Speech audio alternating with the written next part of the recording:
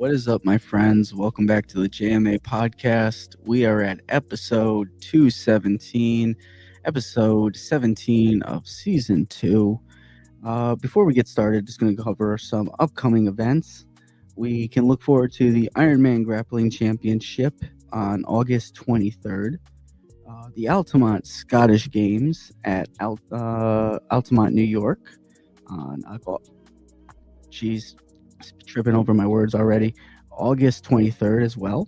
We can also look forward to the Sunshine and Submissions tournament, which is going to be an outdoor event open to the public if anyone would like to attend, even if you're not competing, at Saratoga, New York on August 24th.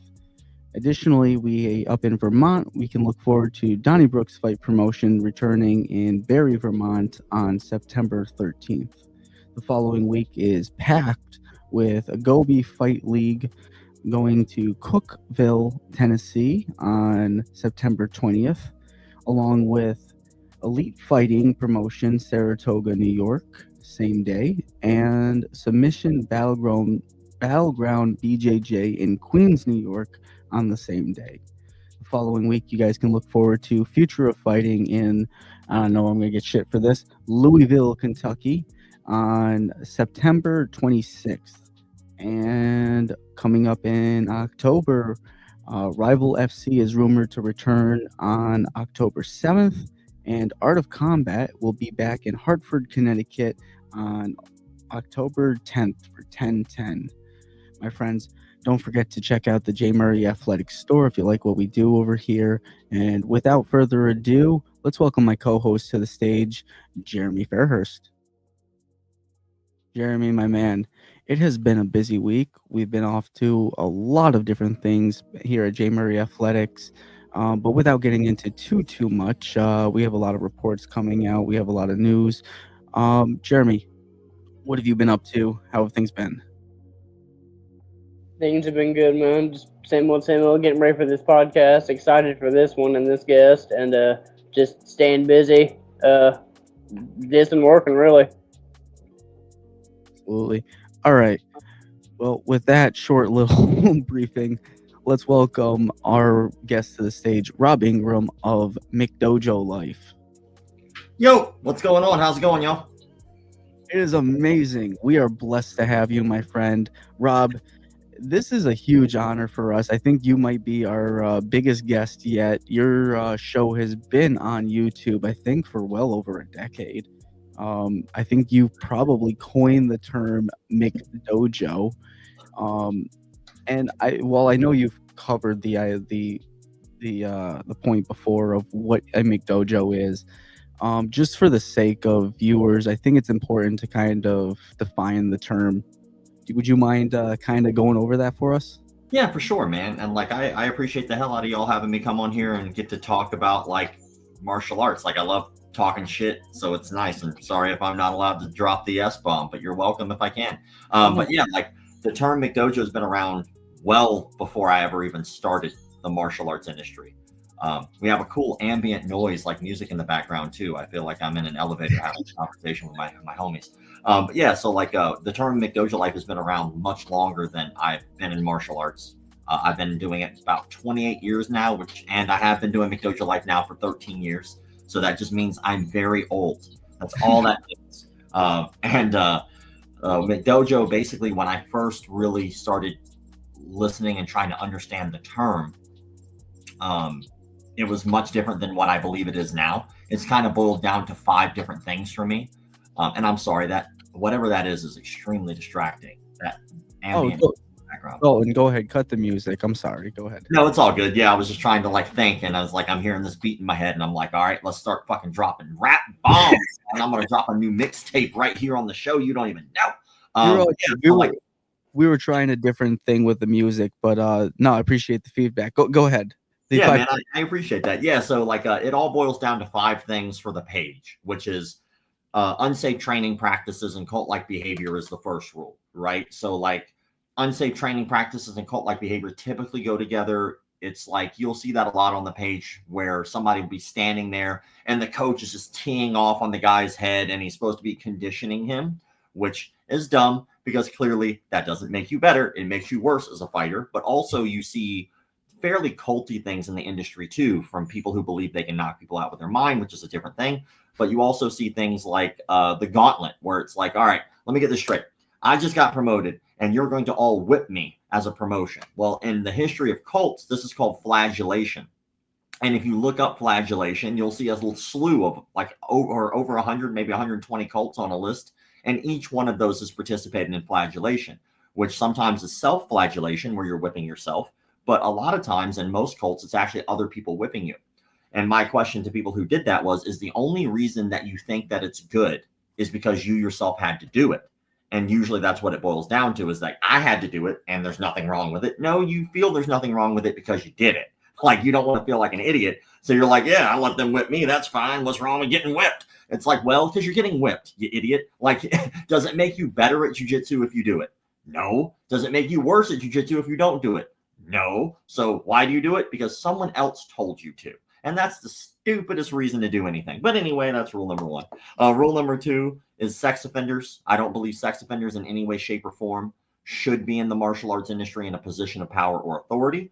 That's a slippery slope. And as you've seen, if you follow the page, I can do 3 to 4 stories a week on sex offenders in the industry. I mean, sometimes I have to stop doing the stories because of my own mental sanity. That's how often it happens. There's only so much you can cover kids getting raped before you start getting sick to your stomach, you know? The Yuma story that you covered recently was that was kind of deep.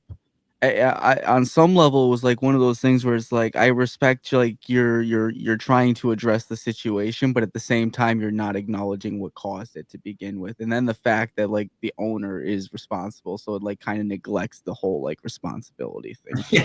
And like the audacity of this man, like he goes out, like, for anybody who doesn't know the Yuma story, it's a guy who recently has been brought up, who's the owner of a martial arts studio called Yuma Martial Arts. I think it's gone by a couple different like surnames, but Yuma Martial Arts is what you can look up on Google. And this dude, he gets caught being a creepy bastard. That's all what it boils down to. He's just a creep. And then because of that, like, he's got a couple court cases coming his way. Like, he's got a police investigation going on, which ultimately means that people are pressing charges. They're looking into what's going on, and all because he's creepy as shit. And he's been accused of sexually assaulting students literally on the mat, which is one of the stories that I covered in that story. And ultimately they released a statement that was like, we're going to do it was like a revamp of their policies and procedures. And they were like, we're not just going to do an internal one. We're going to do an internal one, but we're also going to hire this third party. And the third party is supposed to be this HR company.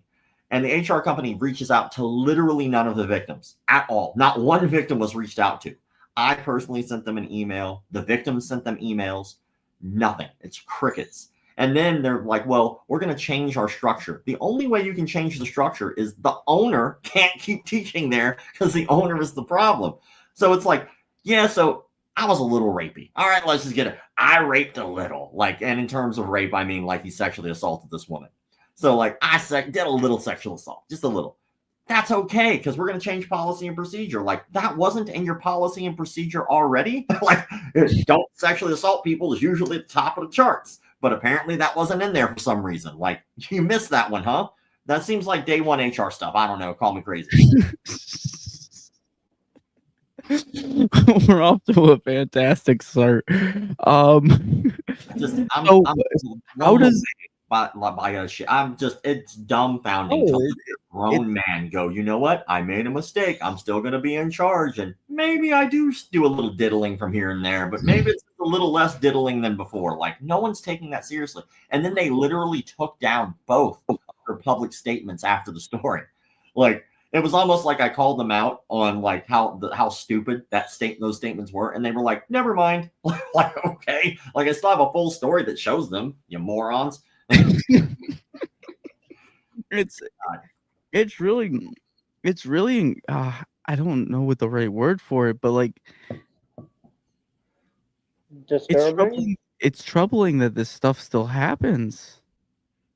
But so there's now a resource, from my understanding, thanks to, in part to you. I believe you're the vice president of a new organization that does background checks. They do, was it, I, I looked at it a little bit. Hold on. I have some notes here. Yeah, for If you sure. want to You're talking about elaborate. Academy Safe. Yes. Yeah. Yes. And academysafe.org, the president of that company, his name's Milton, and he runs another podcast called Jiu-Jitsu Dummies Podcast. And I have been on it a few times. It's located like in Boca of Florida, like South Florida. And I've known Milton for a while. And out of nowhere, I was doing some work with a company called Operation Smile because I was born with a cleft lip and palate. I go down and I help out with that company to try to get kids surgeries in like third world countries who don't have the resources to get the surgeries that I was fortunate enough to have. And it ruined my modeling career, but I want to give other people their opportunity. So I figured, you know what, let's see what I can do there. So I'm giving a speech. And then like, as soon as I get off the podium, I get a call from Milton. And he's like, I have an idea. I think that maybe we can make a difference here. And he listed out kind of how he wanted Academy Safe to run. And he was like, I know you're busy, but I'd like you to be a part of this. And like he sent me an email and it was like all the positions that were open. And the one position was open on that email was like a vice president. And I was like, I want that one. Like, I want to help like as best I can. And he was like, oh, I didn't think you'd take that. Like, why not? Like, this is something that I've been asked for years to do because of McDojoLife, is try to instill some sort of accreditation process. And for me, it's a little different than for him. He had a personal issue that happened within his dojo that led him to want to start Academy Safe. And I'm happy to help. I've been doing this for a living 28 years of my life, but 13 of those 28, I've been dedicated to, McDojoLife. And so I see story after story after story after story. And it's like, while I can expose these people and it does make a difference, there's more we can do. And Academy Safe basically creates a barrier that this industry doesn't have. The martial arts industry in the United States does not require anything to start a martial arts studio. And background checks, which you would imagine are a low-hanging fruit to ask, are not required either. So a lot of times through McDojoLife, I get these stories of repeat offenders who went into jail for sexual assault, well, whether it be for minors or adults. They come right back out, start another martial arts studio. And then I have to chase them down. I have to keep calling them out. And I was like, if we could just get ahead of this as an industry, and as an industry without the government stepping in, because that's eventually what's going to happen if we don't make a change, and they'll overreach, I promise you that. Maybe we as a community should say, why don't we start requiring that? And why don't we start telling the public the first question that they should ask when they walk into a studio is not how much does it cost, because that's the standard. The first question they should ask is, do you guys do background checks? And if we start getting the consumer to do that, then the industry itself will make its own change, because they'll get tired of the people walking across the street and giving their money to the other guy. It's $35. If you can't afford that, close your doors. Shit's over for you, son. Like, you're never going to open your school's not going to be successful if you cannot afford $35 for a background check. $35 is not bad. And honestly, I love the intent and the energy behind the purpose of this. Like me with my whole personal beliefs, I've always believed in volunteerism. Try to take a step ahead. If you believe there's an issue, address it. And I love the idea that you guys have kind of taken the initiative ahead of what you said, government and like that overreach situation. How does a school kind of get involved in Academy Safe, and how can parents find out who's good and who's not? Well, I mean, ultimately, we cannot predict the future. So, like, I can tell you right now, somebody could have a background check cleared today and go out and commit a crime tomorrow, right? It's not the end all be all, but we can at least predict in some way, shape, or form what the future will be based off of previous behaviors. So, like, if somebody is already has a track record of sexual assaults, you can probably put money on it. They're probably going to do it again. So, like, that's why the background checks come in handy. And good and bad is very much perspective on what your personal ethics are. I can't tell, like, there are people out there who think that if you smoke weed, that you're a terrible human being. Look, I smoke weed because I don't want to get addicted to pain pills. So, like, it was like, do my knees hurt and my back hurt? Not going to do that. Do I get addicted to pain pills, or do I smoke weed because it eases pain? Like, that's how I view it. But there are people out there who think, oh, well, you're just going to have to deal with it. Then you go you have to deal with the medication the doctors give you, and they'd rather me get addicted to pain pills because they think that that is the solution because that's a different drug. But ultimately, your own version of ethics is not up to me to decide, and I'm not the ethics police. Like I told you before we even rolled, like I smoke, I drink, I do shit I probably shouldn't do. Like I'm a regular human being, and I don't want anybody to think that I feel I'm holier than thou. I think it's a very low bar to set to say don't rape people. Like I think in the grand scheme of things. So like I'm not the ethics police for all the things. I just think that if there were background checks, that the school owner now has a better idea of who they're hiring, and they can look and go, man, this guy had an assault and battery charge when he was 18. He's 40 years old. He's a saint. He donates to Toys for Tots. You know, he hasn't had a track record of criminal history, but he did make a mistake when he was 18. I'm okay with that. That me personally, I would still hire that guy, right? As long as he was a good coach and did his job, I would. Yeah, no. If we were checking criminal backgrounds, I'd probably be out of the loop. But I mean, like, and for us, while we like, if you didn't pass a background check, we would not accredit you as academy safe. We would not, hands down. But Okay, we're not telling people. So here's a fun scenario. I'll throw out my situation. I have 2 charges. I have an assault, technically a domestic, but it's because I beat up my stepbrother on Christmas. He was after 2 hours of prolonged antagonizing, and I got off on fighting words. So you didn't give him a lump of coal, you lumped that ass. Santa's coming to town, bitch. I was shocked. I broke his jaw in 2 shots. Goddamn. Yeah, I was a little pissed off. And then my first arrest was I told a cop to go fuck himself after he asked me for ID for skateboarding home. Technically, I was in the road. As far as I was concerned, I was following traffic laws. I wasn't doing anything malicious. He was just picking me out of the street because I was skateboarding. Whatever. So do I pass or? No, absolutely not. You have those charges. Those charges exist. I'm sorry. Sucks to suck.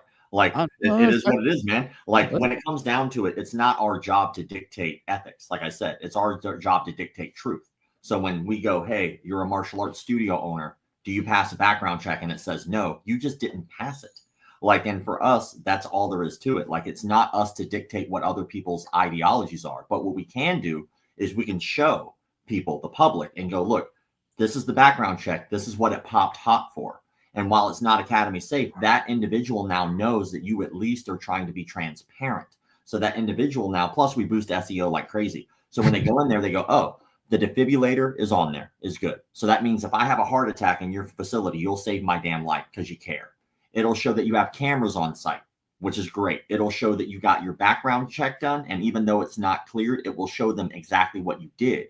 And so they'll be able to make their own decisions as a consumer, whether or not they want to go there. But I think the biggest thing is it'll show that you care to have transparency, because you'd be amazed how many people in this industry, we're talking about virtues, truth, honor, discipline, respect, and all that. But we're going to start off the conversation with a brand new client and say, I'm going to lie to you to your fucking face. Like, no, I'm going to tell you the truth. Like, look, full transparency here. This happened. You have your decision you can make if you want to stay here or not. And to tell you the truth, most people won't give a shit. I'm just like, based off of like the industry that I know, like they're going to go, well, that guy has on the job training. Like, he got an assault and battery charge. At least it's combat effective. You know, like it's different than a sexual assault. A sexual assault is the main thing we're looking for. Here's some 2 stupid questions. One, is there like a grading process for like how bad someone failed it? And are these, when you do a background check, say on a coach and the coach's employees, is that public to the parents who are looking at this, or is there just simply an accreditation, a certification, or like what's the whole like I guess how is it presented to the parents, and like what's public to them? Okay. Yeah. So like we have a portal. So if you go on academysafe.org, you'll be able to see the schools that are listed. And when you click on those schools, you'll be able to see the things that are thumbs up, thumbs down, basically of what's been done. If it hasn't been done yet, clearly it's not academy safe because we're asking for very specific things. But it's transparency more than anything else. And it allows parents to make their own more informed decisions about not only where they put themselves as a student, but where they put their kids. And so for us, when someone becomes fully accredited or fully academy safe, What that allows us to do is, one, we make sure that we shout those people out. We make sure that they understand online what's going on. They get a sticker that goes on their door. A lot of schools right now are using that as a sales tool, which has been fantastic for them, where they have this big sticker on the door, and it's a part of their original tour. They'll walk them up and say, hey, just so you know, we got this because we have all of these things taken care of, because we do more than the guy across the street. And like, that is true. They are doing more than the guy across the street, because if the guy across the street did all those things, he'd have the same sticker, you know? And so like, our goal here isn't really to make this harder for the industry. Our goal is just to make the industry safer. And like, when it comes down to like what the parents choose to do or what the adults choose to do with their money, that's 100% still on them. You know, the hard part for us hasn't been any of that. The hard part for us has been the gray areas. The shades of gray are very difficult because not everything is black and white, and that is difficult. You know, like if somebody got arrested or not, that's easy. That's black and white. They did. That's just a fact, right? That's not on us. That's on their decisions. Are you guys able to flag gyms who, like, say the gyms you cover, let's theoretically, because we know Yuma has some allegations against them. Could you theoretically list Yuma on Academy Safe and flag it as not safe?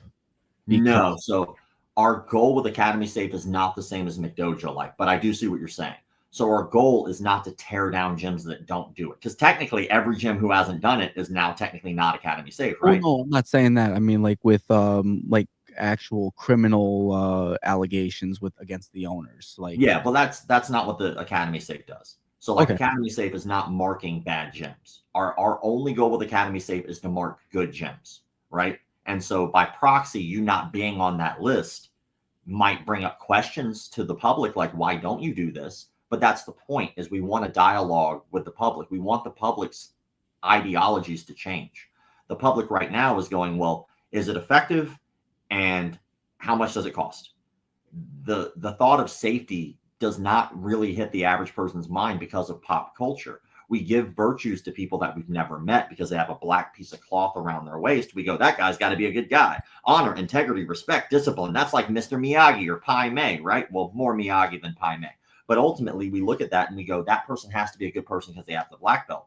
And even though you can buy that online anywhere. You could, or like, if you're really looking for somebody who's really effective at fighting people, go to any prison ever. You'll find plenty of people who are fantastic fighters in the street. Like, you don't need a black belt to be a good fighter, and also being a black belt doesn't make you a good person. Master and so, like, blocks. Yeah, McDojoLife, while that job is the opposite, McDojoLife, like every gym that's not on McDojoLife is probably doing all right.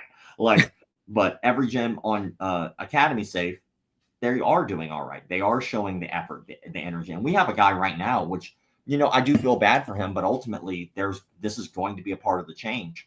We have a guy who has a felony. Now, with the government, we're like, well, you have a felony, so that means technically you can't own a firearm, right? That's what happens when you have a felony. What about the shades of gray there? There is no shades of gray. You have a felony, you don't own a firearm, no matter what. And what winds up happening is that actually does end up being a thing where, yes, it's a pain in the ass for some good people who made a mistake, but some people just don't need a fucking gun because they did crazy shit and have a felony. So like, while you're going to hit collateral, that's a part of the change. And we're just hoping to keep the dialogue going and expand and grow. And with the support, like even us just talking about this now, I'm curious how many people out there have ever gone up to their martial arts instructor and said, hey guys, do you guys do background checks?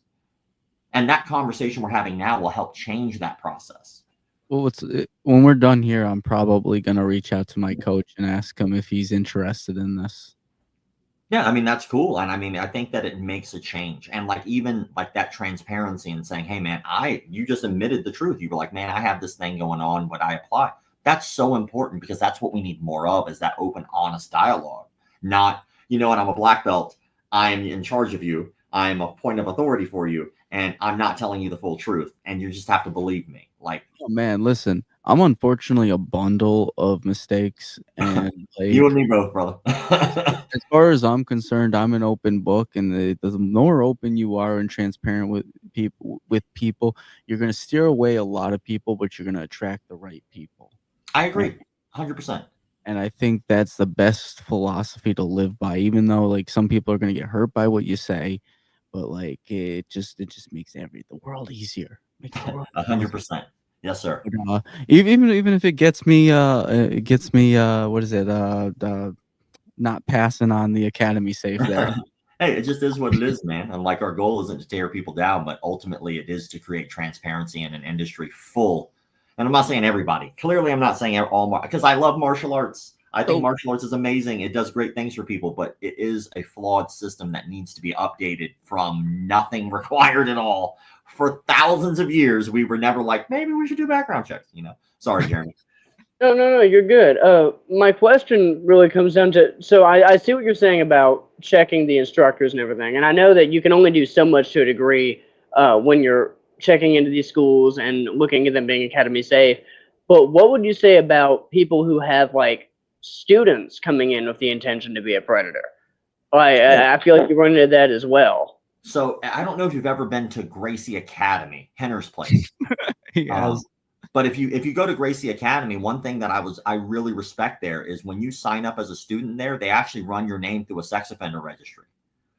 So like I think that's an incredible thing to do. It takes 2 seconds to go, hey, is this person a sex offender? And if they're registered and it pops up. Now, obviously, you're not going to do background checks on absolutely every student, and you can't do everything about everything, right? But you can take like that little step goes so far.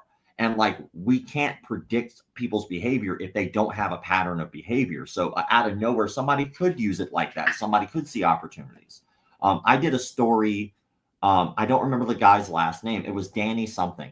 But that guy pulled the wool over people's eyes for years. I mean, we're talking stolen valor. We're talking lying and stealing from people financially. I mean, we're talking like used a resume, which ironically enough, he on this guy's resume, which was full of lies.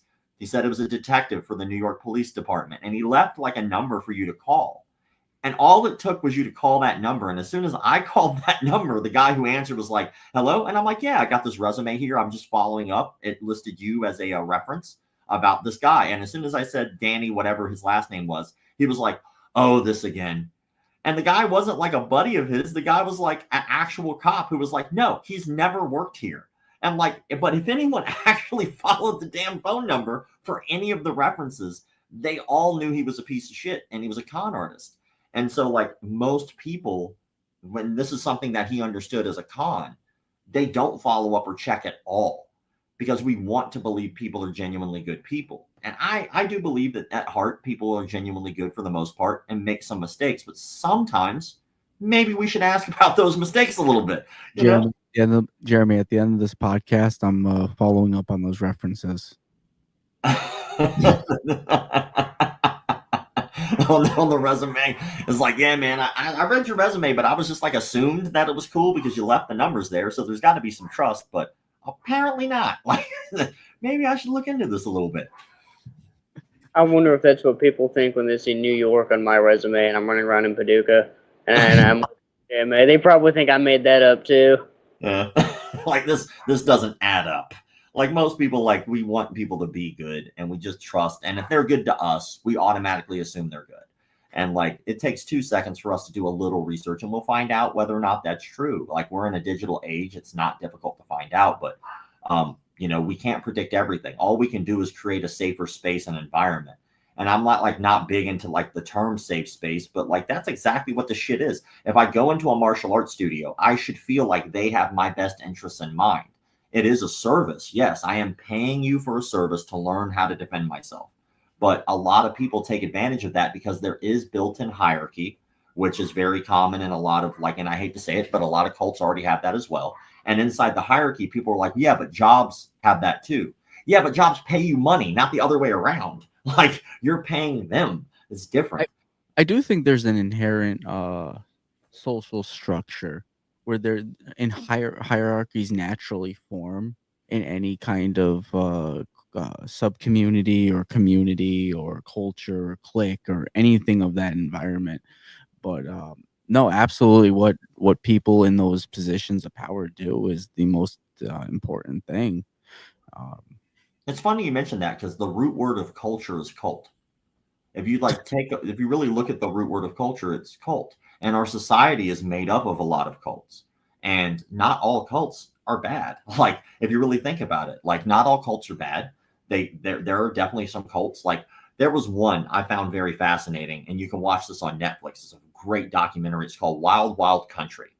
And it's one of the most fascinating cults to me because it started off with some dude overseas. And like he was conning people over there for sure. But then he comes over here and he starts like this weird sex cult where they built their own town. They built this town because the people who were involved in this cult were doctors, lawyers, architects, like very well-educated people.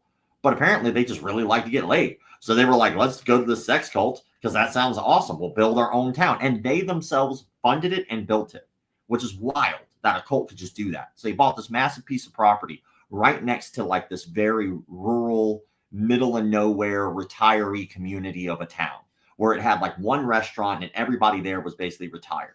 Well, these old people in the 70s weren't really happy that all these hippies were coming in and doing the deed right next to them, like in these like massive orgy type situations. So they frowned upon that for some reason. I say get it where you can get it, have a good time, but apparently they didn't like that. So then these hippies are now utilizing that town, right? They're going in, they're buying clothes, or they're like eating food at the restaurant there and all that, right? Because they just built this town. So the community starts trying to legally get them to not build the town, to stop them, to get them removed, all that stuff. But legally they're losing because they are retirees. It's not like they have all this money to fight it.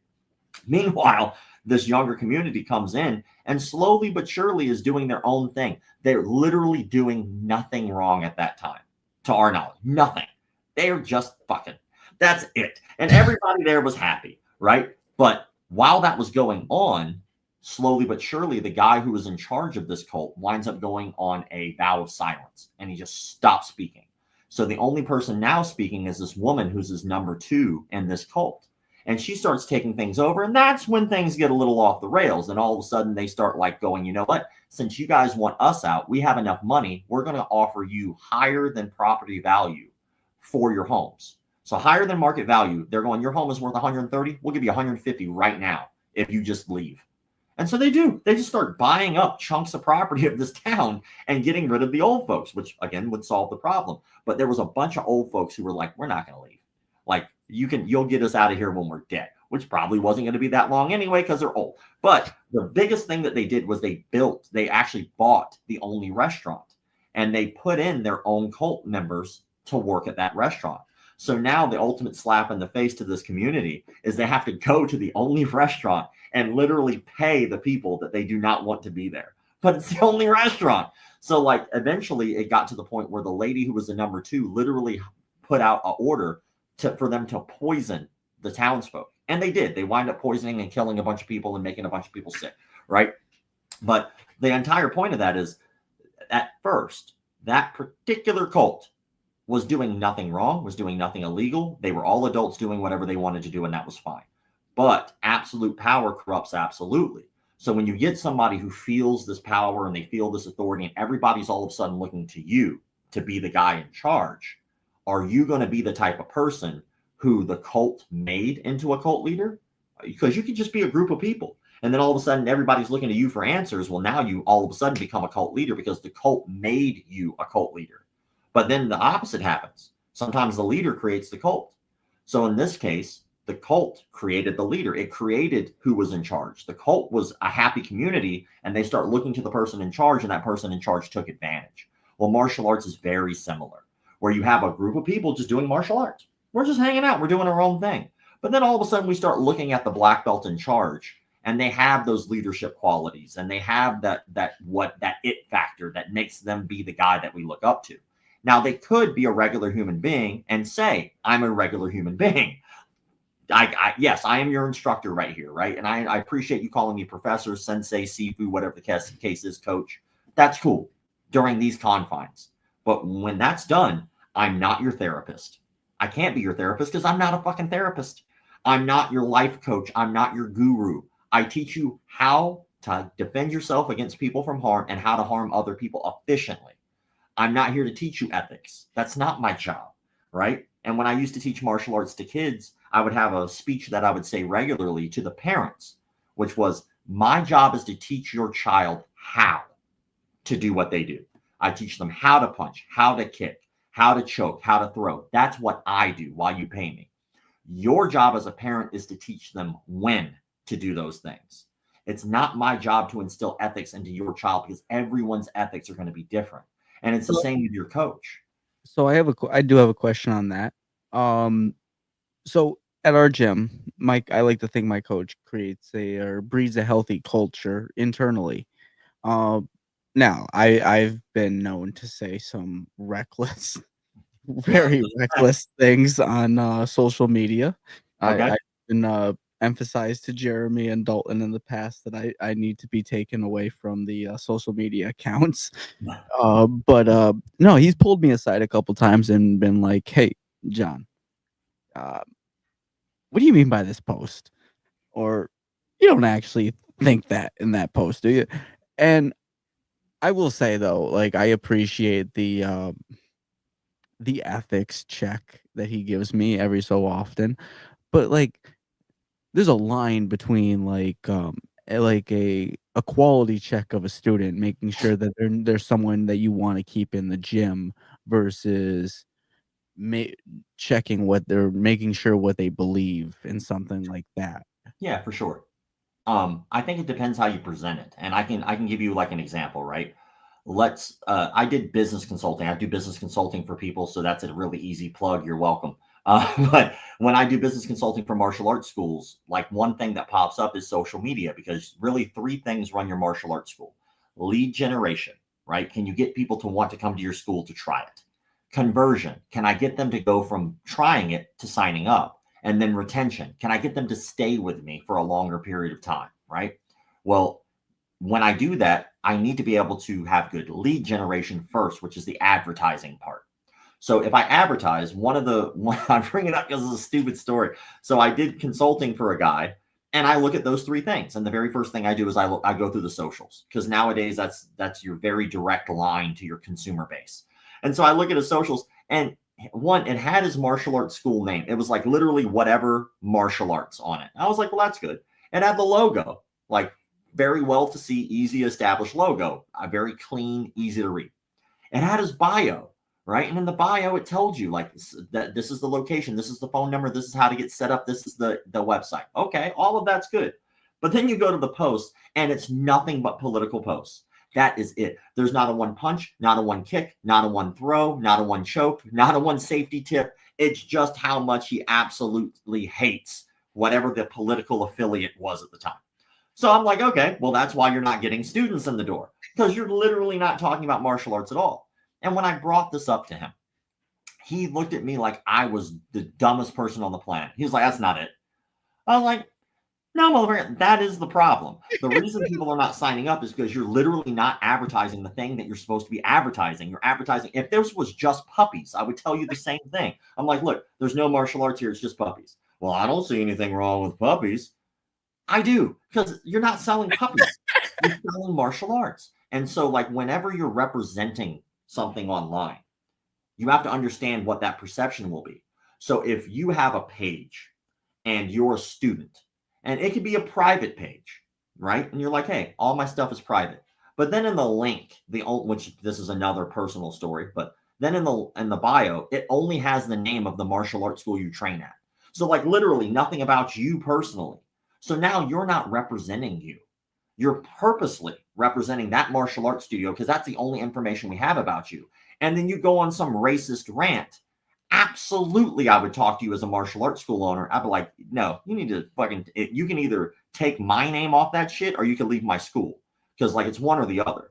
But I was like, right now you're misrepresenting what I believe as a company, because you're choosing to hide behind a screen but still represent me.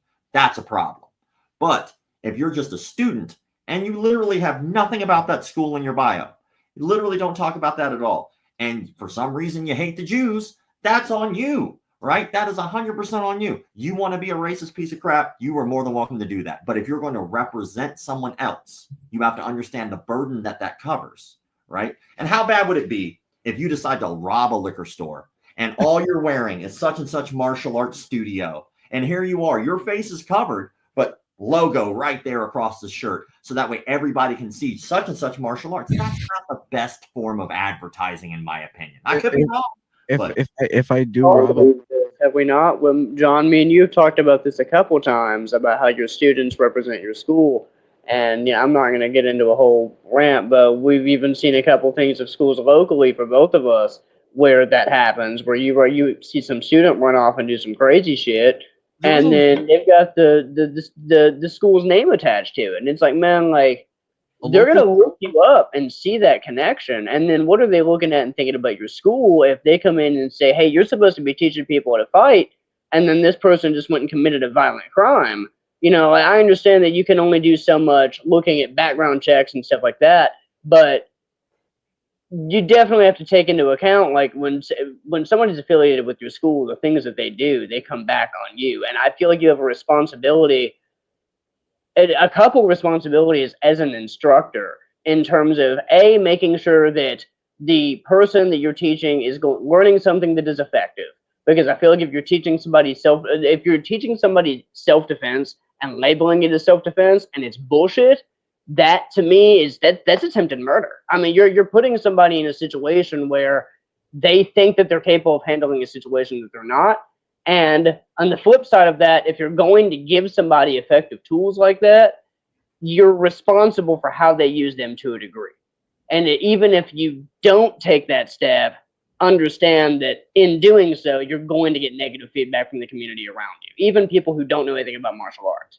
Yeah, there's a line, like, and I think it's our job. Like, you mentioned a word that is actually a professional term when it comes to business consulting for martial arts schools, which is the word community.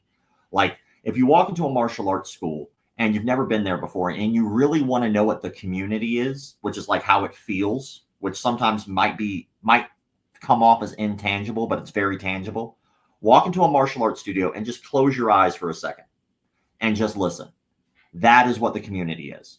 If it's dead silent in there, why is everybody so tense? Especially if it's a full room. If it's loud and obnoxious to the point where everyone's screaming, why is it so disorganized? If it's loud and then all of a sudden an instructor walks on the mat and everybody goes right to where they're supposed to be, why did that happen? Right? It's the community. And I think it's our instructor's responsibility, not necessarily to instill ethics, because I think that's a very old school traditional way of doing it. It's like, I'm going to teach you how to be a better person. Well, I might not be a better person. I might have just did some crack in the alley and now I'm coming out here to teach you how to box. Like, I'm not the best person to do that, but I do think it's an instructor's responsibility to make sure the students understand the lines that you're setting when it comes to your business. So like, if I go, hey man, guys, look, I noticed like recently you guys, are going on our private Facebook page and you guys are talking about some things that are a little out of pocket, right? I'm not going to erase it because I want you people to understand exactly who you are as a human being. And if people see that, maybe you'll change your mind when you start getting some feedback that's negative. But that's our private page. Do not represent my school that way in public because I will remove you.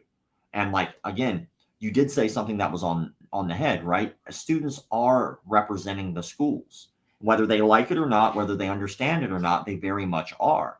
And so it forces instructors to make decisions that are going to show you who the instructor is too. So like, let's say there's a sexual assault and a student comes to you, which, by the way, if we're talking about fight sports, this is very much something that we've seen before. And someone comes to you and goes, hey man, this guy, he sexually assaulted me.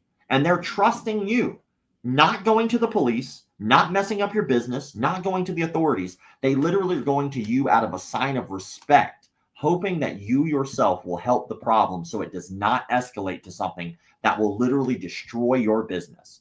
And they're coming to you like that. And you as an instructor look at them and go, why didn't you go to the police? Sounds like your problem. One, not only are you a fucking douchebag, but two, you're not paying attention to what they just did for you. They literally are allowing you the opportunity to be a good human being without this blowing up and ruining your business. So where you can go, I am the boss. I do own this school. I do need to take care of this issue. Because martial arts in itself typically does not have an HR department. It's not usually big corporations. You are the HR. So if a student comes to you with an issue or they do present themselves negatively in a public light, you have a responsibility to handle it like a professional and an adult. And that will make your business escalate so much more than ignoring it or pretending it doesn't exist. So like, while yes, students do represent the school, it's also the school's responsibility to come to you and fix these issues in a professional manner. That shows you exactly who a coach is. You know, those moments are important.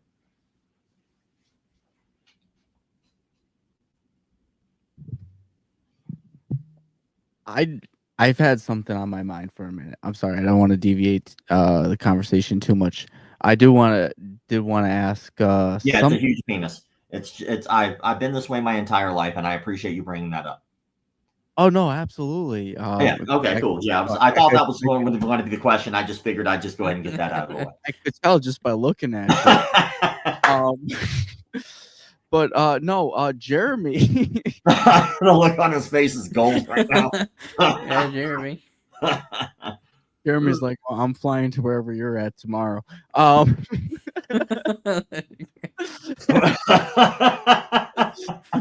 No, I'm sorry. We have a mutual friend who trains actually under someone you've covered. Okay. Does the term coffee Jitsu ring any bells? Maybe I'm saying it wrong. So it's coffee something. I'm trying to remember who this might be. Hit me with some information. Maybe I'd be able to. Okay. Oh, fun trivia. Well-established author. Well-established author. Keep going. Keep going. Let's keep. I mean, I'm guessing at this point. Like I cover stories like all the time, so this is very specific. His students came to his defense, and your rebuttal video featured one of them with a mohawk. I believe it was a mohawk. Could be. Dude, I am at a loss. I apologize. I mean, again, you got to give me a little leeway here. I do. Initials RM. Help me out here, dude. Like Rory Miller. Who is this? Rory Miller. I'm sorry, you covered so many people. I have covered a lot of people, and like, what's really sad is when you said mullet. Like, I had like 7 other, like, and then you were like author. I was like, a lot of these people have written books. Like, I'm at a loss here, which is sad. All of them write books. Why are there so many fucking books? Well, because it's easy, low hanging fruit, man. If you like go on Amazon, like, shit, I wrote a book. Like if you like, I had a co-author and we tried to do it right, but like it ain't that hard. It's like low hanging fruit, easy money. Plus, kind of like that term. So like so I covered somebody and then I guess I had to do a follow-up and I am just at a loss of who this person is. Rory Miller. We have a mutual friend who trains under Rory Miller. Okay. And I believe Jeremy had some questions. I had brought this up at one point. He had mentioned something along the line. I wanted to give him an opportunity to ask about this. Yeah, hit me. I'm going to answer as best I can if I remember who the hell this person is. Well, what I was commenting on wasn't anything specifically about. I thought that your review was pretty correct because the video that John showed me was some kind of like step-by-step action drill, like you react and then I react or something. It was very long and drawn out. And I know exactly what you're talking about. I apologize. So I didn't do a breakdown about him. I posted a video of him while he was drinking coffee. I know exactly what you're talking about. And like he's dicking around doing a thing. So 2 things could be true at the same time. Let me give you an example. Now, this is going to be a stretch of an example, but hear me out, right? 2 things can be true at the same time, and this is the one that usually gets people's minds working the best. If you rape children, you're a pedophile, correct? Yeah. Easy. If you cure cancer, you're the guy that cured cancer, right? Absolutely.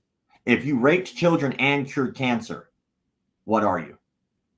Both. Exactly. So this guy put out an amazing book, which is great, by the way. I love his book. I think it's fantastic. He can put out great advice and still fuck up. And him holding coffee, defending himself, if he was joking, it doesn't matter that I posted it because he himself knows it's bullshit. If he was being serious, it's still bullshit. Like it doesn't change the fact that in itself is bullshit. And to give you a better example, I did a story. I posted not a story. I posted a post. There's a difference. So like on my YouTube channel, I do deep dive expose pieces of the who, what, why, when of actual cult leaders and frauds. If I genuinely thought that guy as a whole was a fraud, I would have done a full breakdown about him and explained all the details of why. But as an example, Anderson Silva, one of the greatest to ever do it, in some people's opinions, most people's opinions, the greatest of all time, the GOAT, Anderson Silva. I posted a video of him before doing a knife defense. Why? Not because he can't kill me with his fucking hands and not because he can't destroy me in the ring, because the knife defense itself was horseshit. And while, yes, Anderson Silva's the baddest man of all time, that is true. That knife defense is also bullshit, which is also true. So I think when I make posts, some people assume my thought process, like, oh, I'm calling this whole person bullshit and their entire life bullshit. No, I'm saying that thing I posted is bullshit, and anyone is more than welcome to talk to me about it. So when I look at that video of him holding the coffee mug and defending without using his goddamn hands, what I think about is me just going, whack, okay, that was in your fucking neck. Now, why? Because you're not defending yourself. You're literally dicking off. And if that's the case, you agree that it's bullshit. Like, you yourself are saying this is a joke, so you understand it's not real. Then, like, what's crazy is I actually had somebody who was like a TikTok guy. And the TikTok guy is like, goes by the name Benset. And I like his stuff. I think it's great. It's very kung fu-y, but I still love what he does. I think he's a very talented martial artist. And he argued with me. Like, oh, I can't believe you're calling this guy a fraud. I'm like, I'm not. I'm saying that video is a fraud. I'm literally telling you, typing it out right now, that the problem is that technique. And he's like, he was just joking. I was like, then you agree it's bullshit. Like, that's that simple. And he argued. And I was like, why don't you just join me live? And even during the live, he refused to accept that two things could be true at the same time. And that blows my fucking mind sometimes, where people can associate a post with my entire thought process. Give you one more example before we move on from that, or we touch on it. I think this is great, because I think there is a misunderstanding in some part of the martial arts community. Like, me and Jeremy are part of a lot of different martial arts groups on Facebook and like Reddit and all that different stuff. And you'll see sometimes your content gets shared, and the opinion might be like something like Rory Miller here. And people seem to have the opinion that you dislike the whole individual, not just the technique. And I agree, two things can be true at once. And sometimes it's very difficult for people, I think maybe because of their morals or their ethics. And it's like the example you gave. A horrible person does great thing. Can you still acknowledge that good deed without acknowledging the horrendous acts that they've committed? I think there's a moral dilemma internally, and by acknowledging the good deed, you're acknowledging the bad deed as well. Yeah, it's fairly fascinating. It's something that I'm starting to get used to, is like, my content is fairly spread out, to be honest. And I do that on purpose, because on social media, the light switch get turned off like that. You could have I have almost 725,000 subscribers or followers on Instagram, right? Tomorrow, Instagram, out of nowhere, could just be like, it's gone. And there's nothing I can do about it other than lawyer up and pray that I can get it turned back on, because it's literally my job, right? But there's no one to talk to. There's no one to discuss this with. And I purposely leave all of my posts open to conversation. If you look at any post, any of them, right, other than like very specific, but that's very rare, it's almost less than a sentence of a description. Almost less than. And I do that on purpose. I want people to communicate with each other and have an open dialogue. And if I say everything that there is to say, then it becomes about my opinion and not about everyone's opinion. Like, in all honesty, fuck my opinion. It's not about my opinion. It's about everyone's opinion and how we can grow the industry. And we can only do that through open dialogue and conversation. And even like this particular one, and now I remember exactly who you're talking about. So that's great. Because for a second, I was just completely lost, because I did that post like 4 or 5 years ago. I've made a post every day since then. So, but like, when it comes to this particular thing, at no point in most of my posts do I usually even say this is a bad person. Like, if you look, I almost never say that. And people have so many assumptions about how I think. It's astonishing. And I'm so glad you brought this shit up, because it allows me to clear some air. People think I hate Aikido. Never once, ever have I said that. Not once. But because I post Daito Ru Aki Jiu-Jitsu all the time, which looks identical to Aikido, people think I hate Aikido. Because I do post some Aikido techniques, people think that I hate Aikido. Because I posted a video today, which is hilarious to me. I posted a video literally today that got people so pissed off, it was astonishing to me. I posted a video of a guy at a gas station who's literally in a FedEx shirt. There's a FedEx truck, and he's doing Wing Chun Kung Fu 4. I tagged Jeremy in this. I said, Right. yo, it's Jeremy at work. I actually didn't see this, and it sounds exactly like me at work because my coworkers great. And like, my opinion is I love the fact that this guy is actually training. I love that, whatever it is. I don't hate Wing Chun Kung Fu at all. As a matter of fact, like Dan Inosanto, Paul Vunak, Rick Tucci used to come to our gym all the time. And one of the founding principles or one of the founding arts of Jeet Kune Do is Wing Chun Kung Fu. And there's so many parallels to Wing Chun Kung Fu and other arts that we do. Like, I think there's great nuggets of information out of Wing Chun.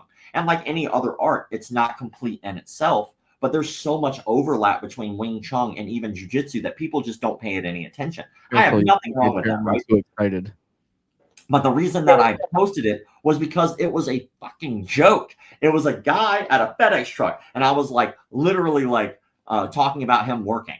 Like, and then the joke is, which I'm so fucking glad we brought this shit up. So like, the joke was literally about my package not being delivered on time because this guy's over here doing that.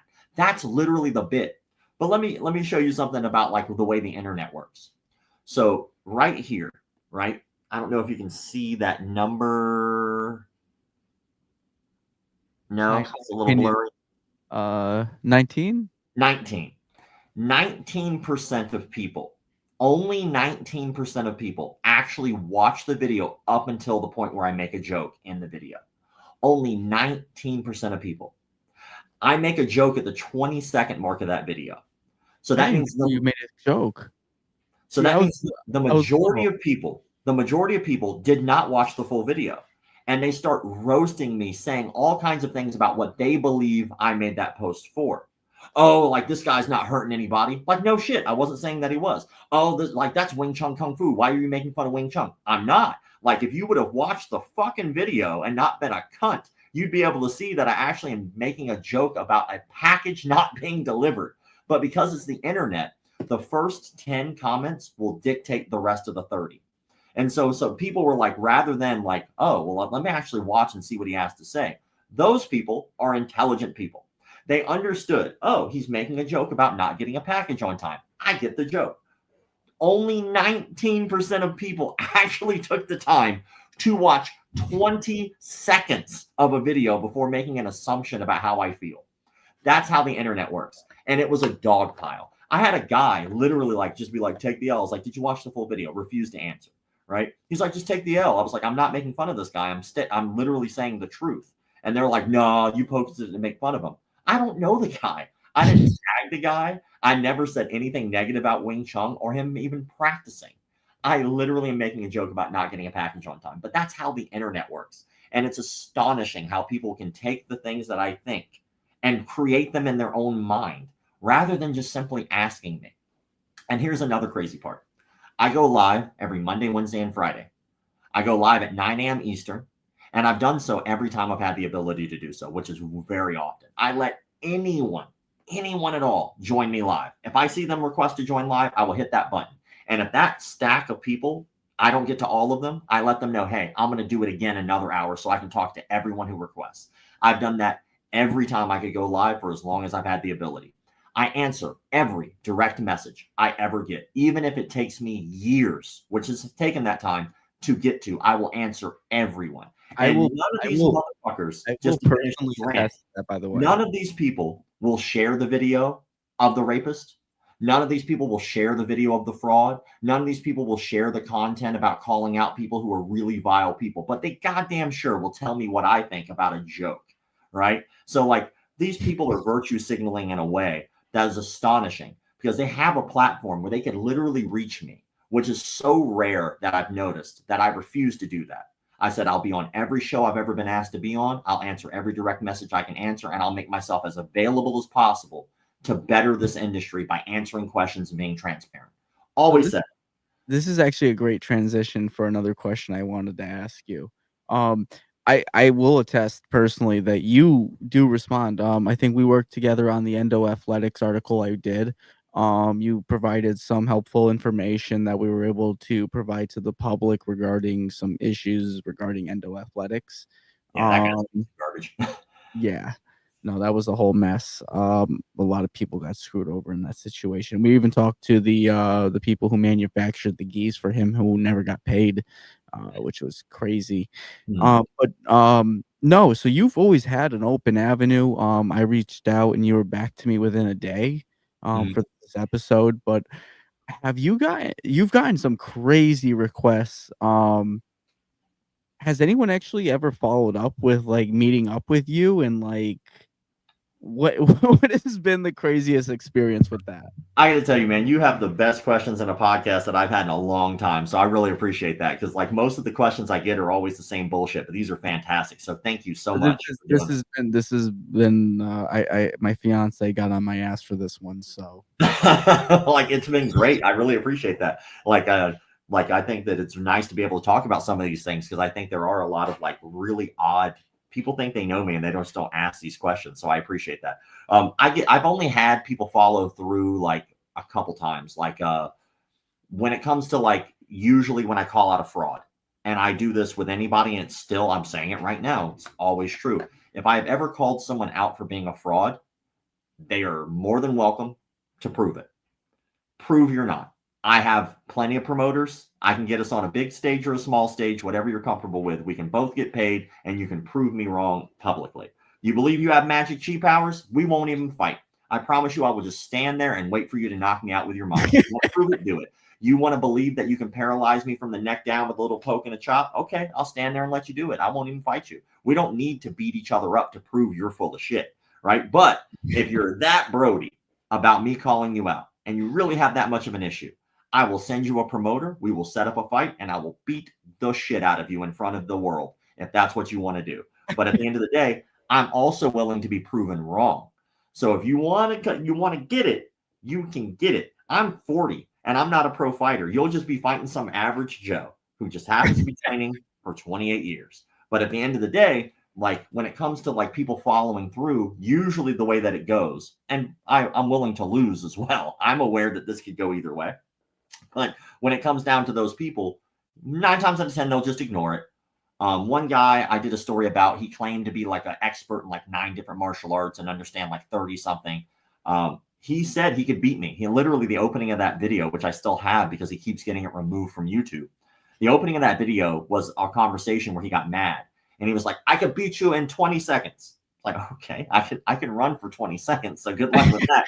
But he was like, I could beat you in 20 seconds. He goes, if I lose, I will quit martial arts forever. I was like, bet. So I hit my boy up, Mitchell from Combat Night. And I was like, yo, you got to like, which Mitchell is always comes in clutch. I like got to give him credit because like every time I know that he is aware that these people are not going to follow through. But every time he's just like me, he hopes they'll follow through. So he like sends them a message every time I ask him. And I'm like, yo, this dude says he wants it. Go ahead and send him a message. And then so he'll send it because I'm willing to follow through. And every time they back out. One time that happened that it was different. One was alive. There was a guy I call the seahorse guy. And that video is still up on YouTube, the seahorse guy. And he was making videos about how he says that dancing is a form of self-defense. Not hypothetically. We're talking actual ballroom dancing is self-defense. Is this the Russian guy? This is the seahorse guy. So like he also thought that like he could like harness chi by pretending to be a seahorse, which he was being very serious about, which is goofy as shit. So like, of course I roast this guy because he just doesn't know what he's talking about. And then he hit me back up and he was like, well, I think you misunderstand what I'm saying. I was like, no, I did a lot of research. Like I can really listen to what you said. I read your words. I like, it's on your website. I know what you're talking about. And he was like, you don't. I was like, okay, let's join live. Let's have a live debate and we'll talk about it in public. And I'll be respectful to you. You'll be respectful to me. And we'll just disagree if we disagree. And he did do it. I was like, oh yeah, fuck yeah. Let's make that conversation happen. This is great. So as we're talking, he is being condescending douchebag the entire time. Like while I would talk, he would interrupt on purpose. Constantly while I was speaking and asking him questions, he would constantly be holding up his book and like pointing at it like he's not paying me any attention whatsoever in the conversation. But eventually, after like 45 minutes of this shit, it gets to a point where I try to find a common ground with him. And we get to the conversation of placebo when it comes to chi, because he hands down believes in chi powers. And I was like, well, maybe it's like placebo. Like, I can understand that because what he had said was very similar to that. They believe it because it works on them because they believe it. It's a mental thing, right? It's just manipulation. And I was like, it's placebo. He's like, it's not placebo. And so I was like, no, that's what placebo is. And I said what I thought the definition of placebo was. And he was like, that's not what placebo means. And I was like, okay. So I literally, while we're on a live, I looked up the Webster's dictionary version of what placebo was, which was very similar to my definition. And I was like, no, that's the definition. And he was like, they don't know what they're talking about. And I just lost it. All of my professionalism went out the door. I'm like, so you meant to tell me that the people who literally make definitions don't know the definition of something? I was like, now you're just being ridiculous. And you've been rude for 45 minutes. So you're more than welcome to step out of this live if you want. But if you leave, just understand, I'm going to be roasting the shit out of you for 50 minutes. So if you want to defend yourself, you might want to stay.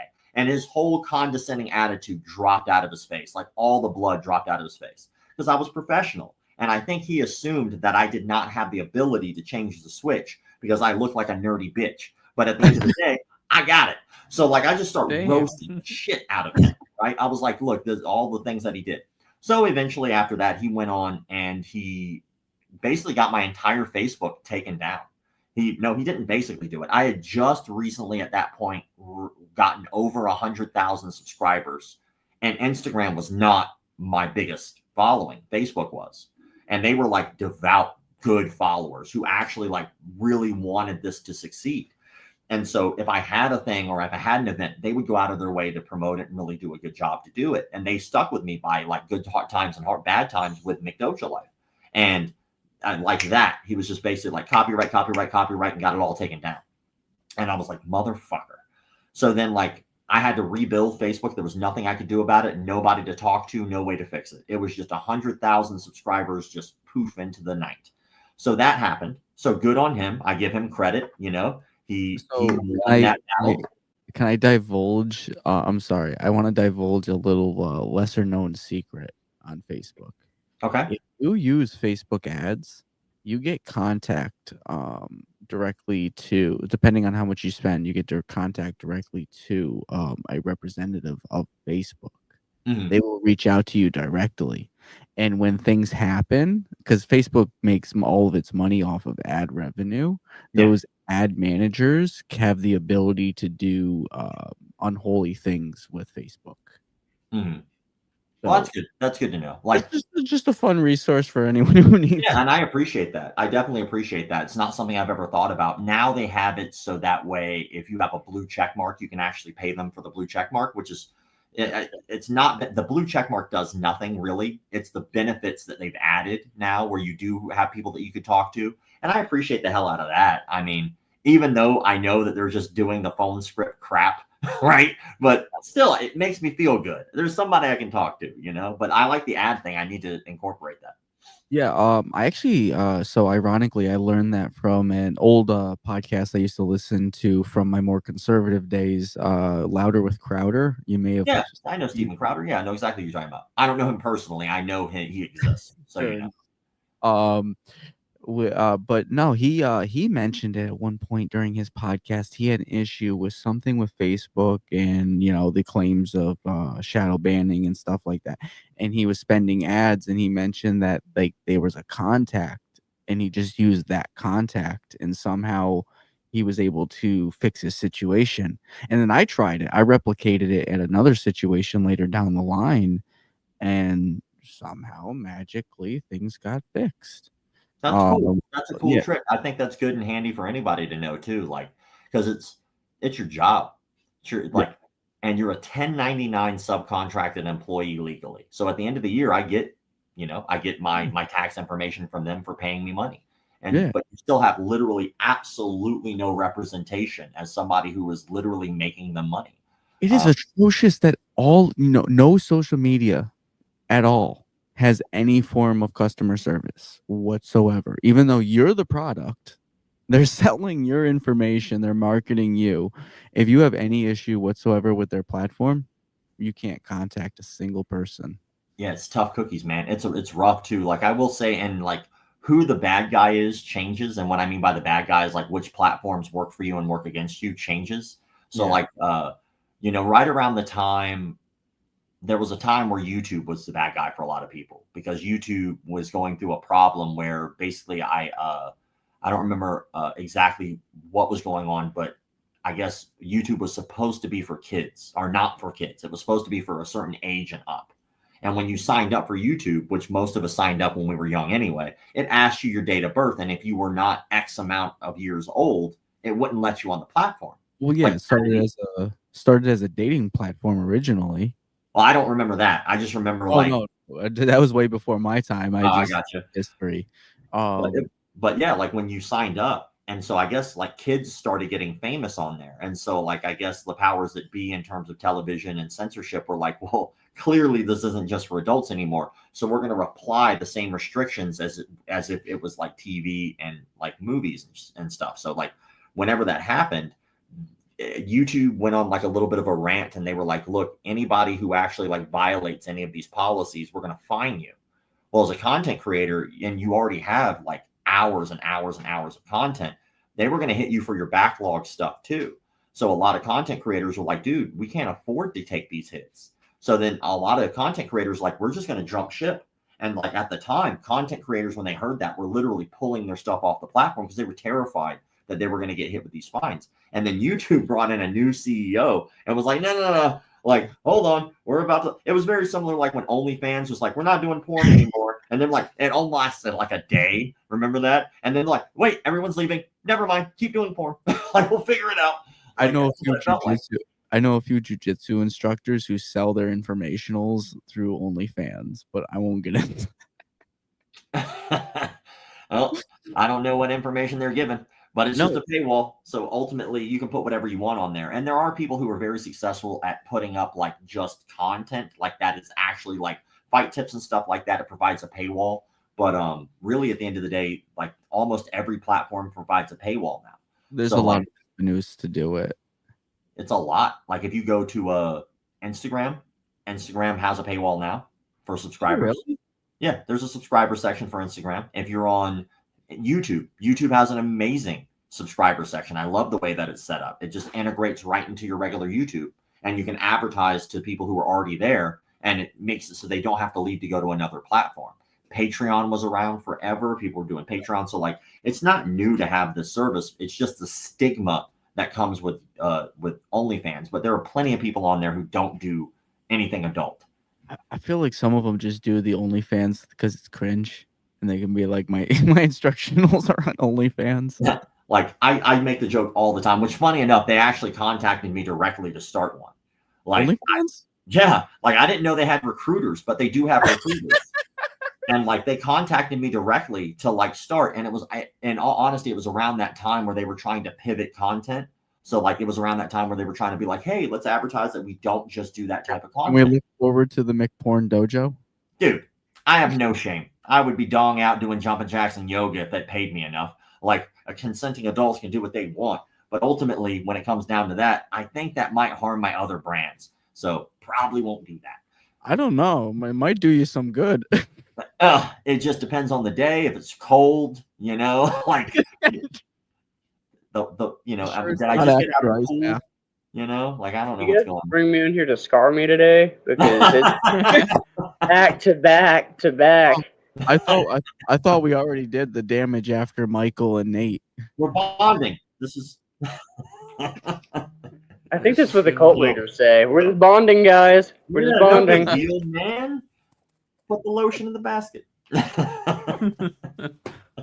I did have a question for you, and this is a little bit off kilter of what we were talking about, but back to the other subject. You were talking about Anderson Silva and some association with Inosanto. And then I even saw this morning that you'd done like some kind of little video with the Datu a little bit and talked to him, I think about your the safe program that you were doing.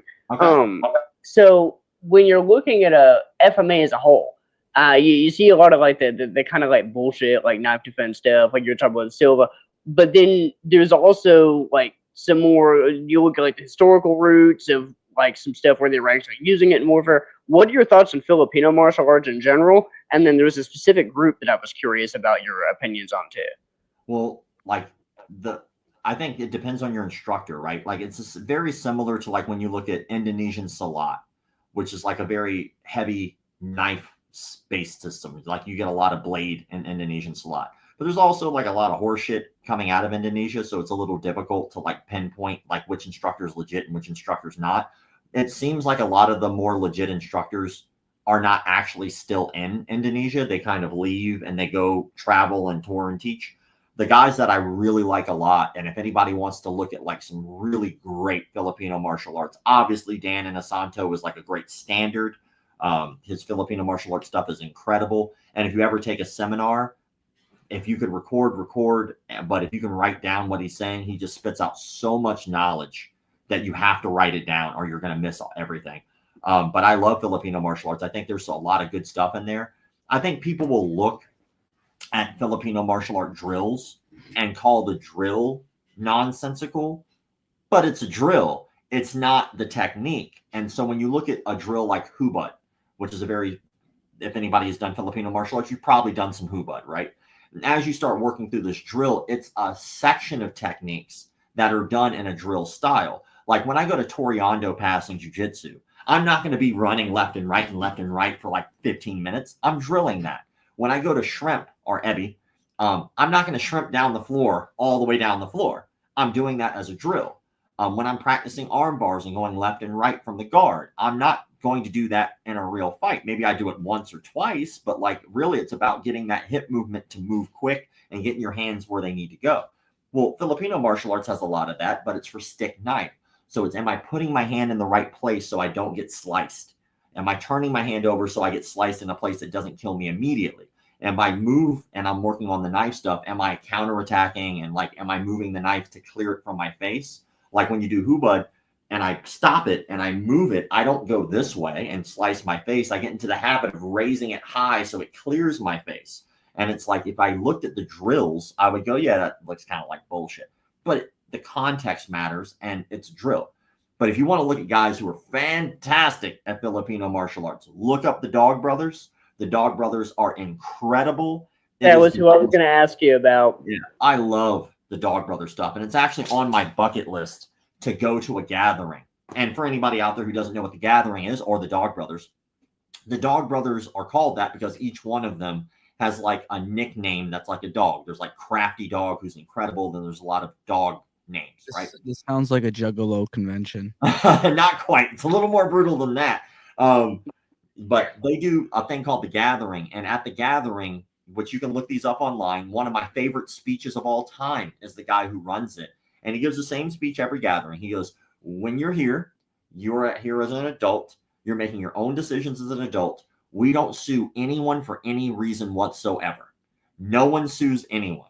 That's the rule. And so if you're here, you've already agreed we're not suing each other, right? And then they commence to picking out blunt objects, like whether it be a stick. So I've seen chains before. There may have even been whips, but it's whatever you decide that you want to actually fight another human being with. And they have nothing but hockey gloves on and like a fencing mask. That's it. You don't have anything else. And a real stick. And you and another person go, we're going to engage in real combat with these sticks. And you go at it. And everything is allowed. So these guys are tying each other up and they're hitting each other with a puño and they're like throw up the sweep and they go to knee on belly and they'll start cracking the guy in the head with a stick. And it's MMA rules basically, but with a stick. And if you go on their website, there's two beautiful things about their website that are amazing. One, at least back the last time I looked, they had a letter that they had sent to the UFC. And the letter was they were trying to pitch the Dog Brothers gathering style fighting, which is basically MMA but with sticks. They were pitching it to the UFC, and the UFC told them in the letter in their response that it was too brutal. The other part of their website that I like, that I find interesting, is they actually keep a gallery, a photo gallery of every injury that they have at the gathering, which if you've ever been hit in the hand with a stick, which in Filipino martial arts, they refer to it as defanging the snake, which if you're ever in an actual fight and altercation with a weapon, and they have a weapon and you have a weapon, I'm not going to try to hit him in the head first and then he hits me in the head because now we're both losing. What I'm going to try to do is hit him in the hand and break his hand so I can get rid of that weapon and problem. Then I hit him in the head. Same thing with a knife. If I can cut the weapon hand, I can get you to release the weapon. Now I have one less problem to worry about. Well, when you do that with a real stick and even with hockey gloves on, you shatter hands. I mean, there was one I remember seeing where this guy had lost like 3 of his fingernails because he got cracked on the finger and they just all popped right off. So if you get a chance and you like people talk about Filipino martial arts and they have their own opinions, you want to see it effective. You want to see it real. You want to see it raw. You got to check out the Dog Brothers because those guys do not fuck around. They're not doing any of this ab and deco. They're not doing any of that. They're going in. It's angles 1, angles 2, and they're just crashing in, and they understand the timing and the distancing and what's real and applicable. It's beautiful. I'm glad you brought it up. I love the Dog Brothers. When is this? I want to pack up the Ebb and Hawk and I'm go. telling you about this. The Filipino martial arts class that opened here, the Apex, the guy I've been going with, Rodney Morgan, he is a Dog Brothers affiliate. That's the hat that I'm wearing now. So that was why I was so intrigued about it, was he went and did the JKD stuff and started off at Three Rivers, where I got my JKD background, and then went off to find the more realistic stuff and started training with the Dog Brothers. So it was very interesting. I wanted to hear your opinion on it, and it's interesting because talking to you, I can tell you've done it. You're experienced with it. You've practiced it. And I feel like a lot of people see your content and they think that you're just like trolling martial arts, or you like don't know what you're talking about. But you're talking as an experienced practitioner. You're using actual terms that they would understand. The man's got 3 black belts. Was it a purple belt? I have 2 black belts, but yes. 2 black, that's my bad. And hold on, I'm gonna butcher the hell out of this. Lissajous Do? That was close. It's French. It's based off of a French physicist named Jules Antoine Lissajous. And it's this symbol right here. Like, this is literally it. It's like the Vitruvian Man, if you've ever seen that. Da Vinci talking about like Da Vinci talked about body mechanics. And it's based off of like sound and the way that sound actually applies to your body mechanics. So like what people don't know is if you take 2 tuning forks, crack them, put it at a right angle over a body of water, those patterns that water makes are actually literally the way that your body functions. It's wild.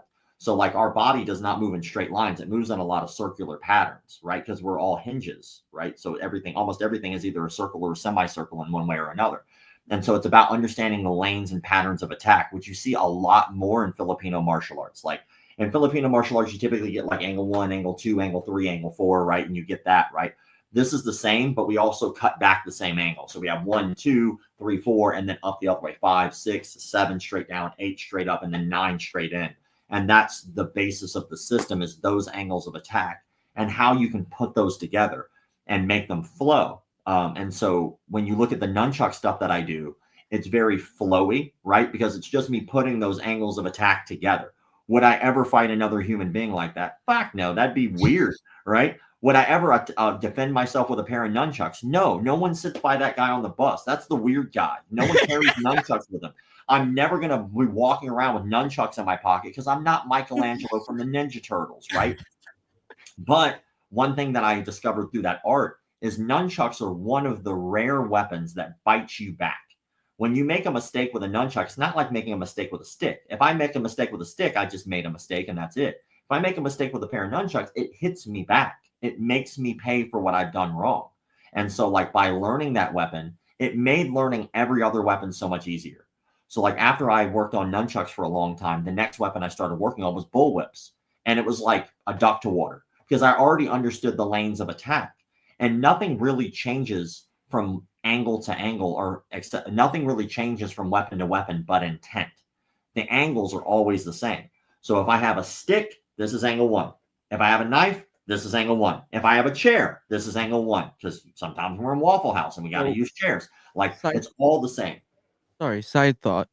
Would you argue that the nunchucks is a good beginner weapon then? Like, because it sounds like it's teaching you all these different angles and approaches for training.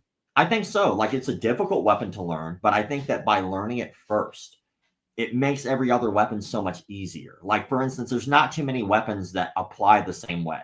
So like if I learn stick and knife, right, that's great. Will it make me better at nunchucks? No, it won't, because it's a completely different beast. Will it make me better at bullwhip? No, because it's a completely different beast. Will it make me better at using any type of a chain or a mace or a flail? No, because those are completely different weapons. But if I start with the weapon that's difficult first, it makes everything else really easy. So like I started with nunchucks because my instructor, Master Lee Barden, rest in peace, he was a guy who taught that system and he was phenomenal. Like they did a poll one time. It was a website just dedicated to nunchuck nerds. But on the poll, they were like, who's the greatest of all time? And they let people vote in whoever they wanted to vote in. And you had to write it in. It wasn't like multiple choice. And number 1 was Bruce Lee. People thought Bruce Lee was the best of all time. Number 2 was Michelangelo from the Ninja Turtles as a write-in. He's not real. But then number 3 was my instructor. And I asked my instructor after that poll, I was like, how does it feel to be number 3? I was just giving him shit, right? Because we had buddy relationship like he was like, I wasn't number 3. He goes, I was number 1. I was like, no, I read the poll. You were number 3. He goes, no. Run that back. Bruce Lee's dead. Michelangelo's not real. I'm number 1. And I was like, that's fair. I mean, that's a fair argument, but you learn a lot in that struggle to learn. There's something to be said about like the fact that this isn't an easy weapon to learn. It is difficult. And while, yes, in my personal opinion, as somebody who, and not to sound too egotistical, but I'm not an expert in too many things, but I am pretty goddamn good at nunchucks. So I consider myself an expert in that weapon. I think that it's not practical because I'm never going to have one. It's not a practical weapon. Like a knife is practical, right? Because I could take a pen and use the same ideas and do that, stab somebody with a pen, right? And if I understand how to use a knife, I might even have one with me, right? Hey, a knife. Those are practical weapons, right? A stick is a practical weapon because a lot of times you could find something similar to a stick around you, right? A broom coming in the head. A nunchuck is not practical. But would it hurt if you just stood there and let me crack you in the head with this stick? Yeah, that's gonna hurt like hell. But the whole point of it for me wasn't because I wanted to use it as this weapon. It was because I wanted to learn lanes of attack. It allows me, especially now after doing jujitsu, some more dexterity in my hand because like doing gi jacks your hands up, man. And like I was getting to the point where I was getting these wicked hand cramps and my fingers were starting to get gnarled. Like, I mean, my pinky doesn't even look like a damn pinky anymore. It's not. But when you're doing gi, it jacks your hands up. And so I had put nunchucks down for a while because I was focusing on jiu-jitsu. And one day I'm just like playing around with it. And I was like, man, this actually makes my hands feel better from being able to like manipulate the weapon. And it actually really helped my dexterity come back, which is a bonus to me. So for me, it's a training tool and a great aid to teach you how to do other weapons. It's just not a practical weapon because you won't have it around you unless you're some weird psychotic person who carries nunchucks everywhere you go.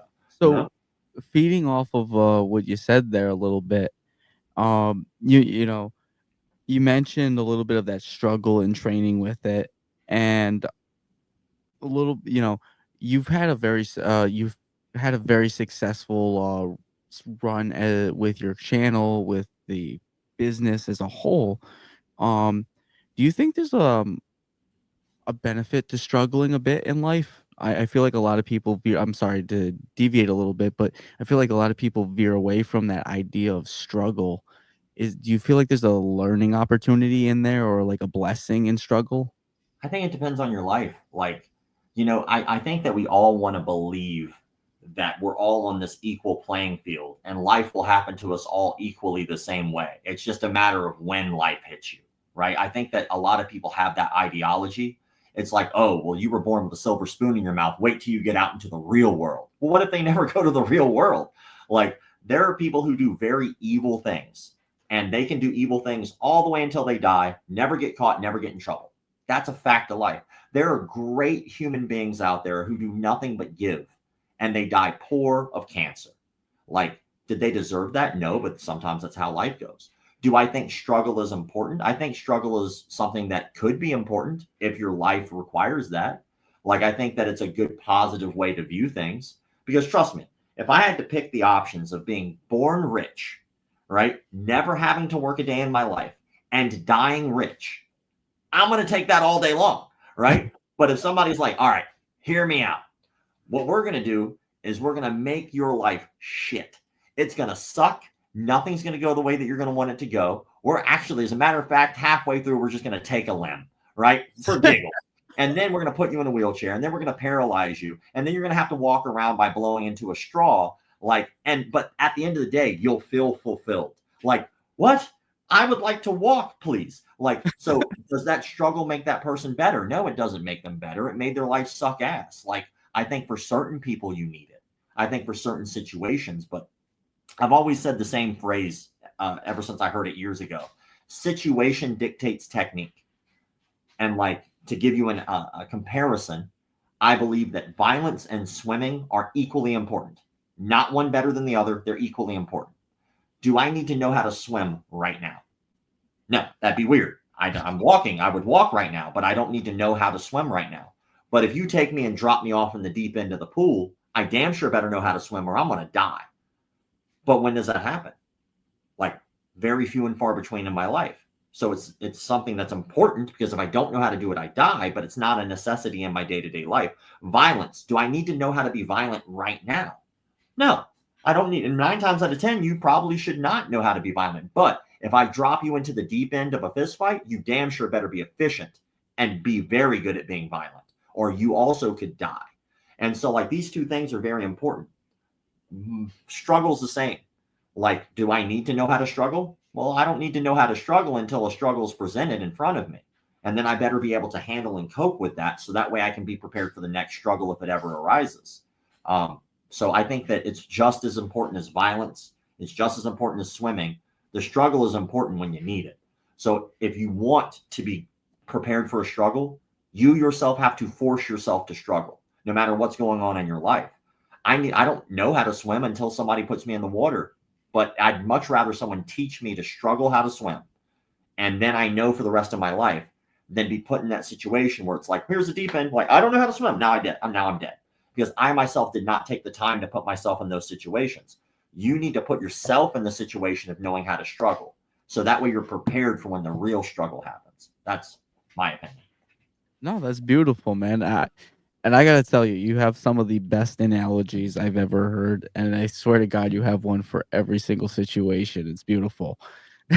No, I try. There's no I in team and all that.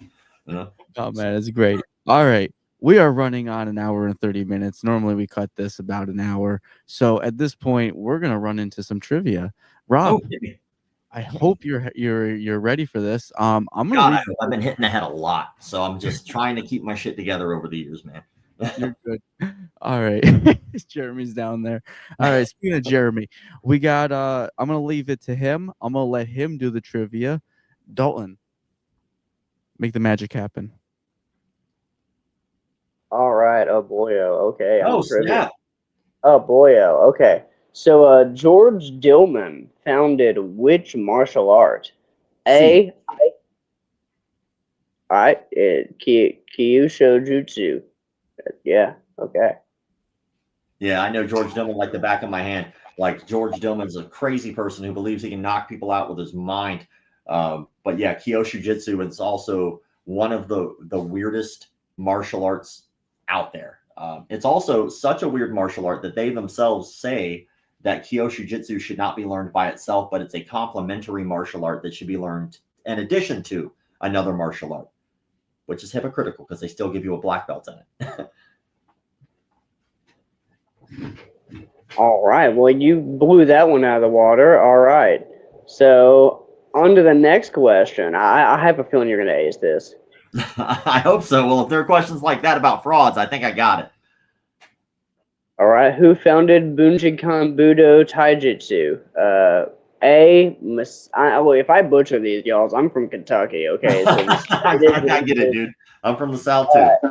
I got A. Masaki Hatsumi, B. Rhonda Richards, and C. Takamatsu Tosuju, whatever. Yeah, that. Yeah, I wouldn't be able to pronounce that either, but it's A, and everybody calls him Hatsumi Sensei. He's also known as the ninja with the purple hair. So. All right, yeah. All right, so we're 2 for 3. I googled that just by searching "guy with purple hair." Nails it. All right. And which martial art was featured in the first UFC event? Savate, Luta Livre, or Yeet Kid Do?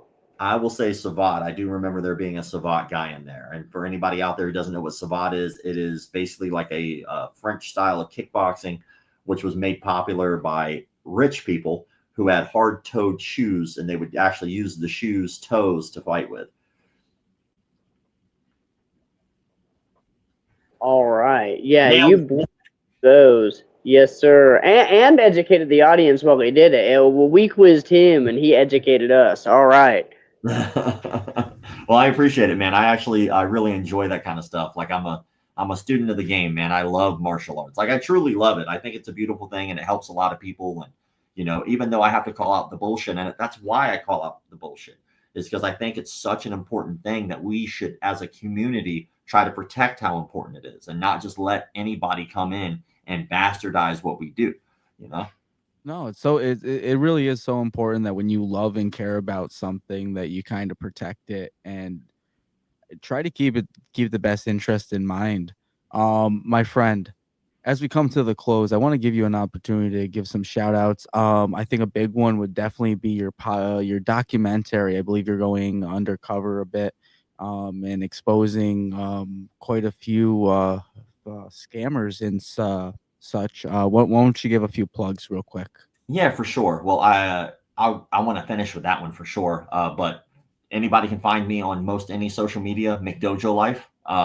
It's on pretty much everything. I mean, and oddly enough, our Reddit has been kind of doing really well. I don't know why, but it's like it just does. I post and I leave it alone. So maybe that's what I need to do with everything, and they'll just all blow up. But yeah, I also wrote a book about 2 years ago called Sensei's Bars and Scars, and it's about my life as a teenager fighting in nightclubs, bars. Very much true stories. All of them, every chapter has a photo to go along with it to show the authenticity and what actually happened. My instructor set himself on fire in a nightclub, and there's a photo of him on fire in the nightclub. Because we've recorded all of them. I talk about the first girlfriend I had who was psychotic. I talk about what it was like as a 14-year-old, 15-year-old kid in a nightclub bar, fist fighting grown men because I was allowed to, and why that happened and how that was able to be. And then I even give a story about how I started McDojoLife as the very last chapter of that book. So it covers a lot of my childhood. So if you get a chance and you're just interested in just hearing about some of the crazy things I had to go through in my teenage years, definitely check it out. It's on Amazon, Sensei's Bars and Scars. And finally, the documentary. So I've been working on this documentary now for almost 5 years, and it has been a process. And to give people an idea of why it's taken so long, the first 3 months, first of all, I'm a loudmouth. So as soon as I had the idea, the day I had the idea, I announced I was going to do it. And that held me to the fire to finish it. I was like, hey, guys, I'm going to do a documentary. No clue how to do it. Not any plan whatsoever. I reached out to Master Ken first. And what people don't know is first of all, Master Ken's a legit actor.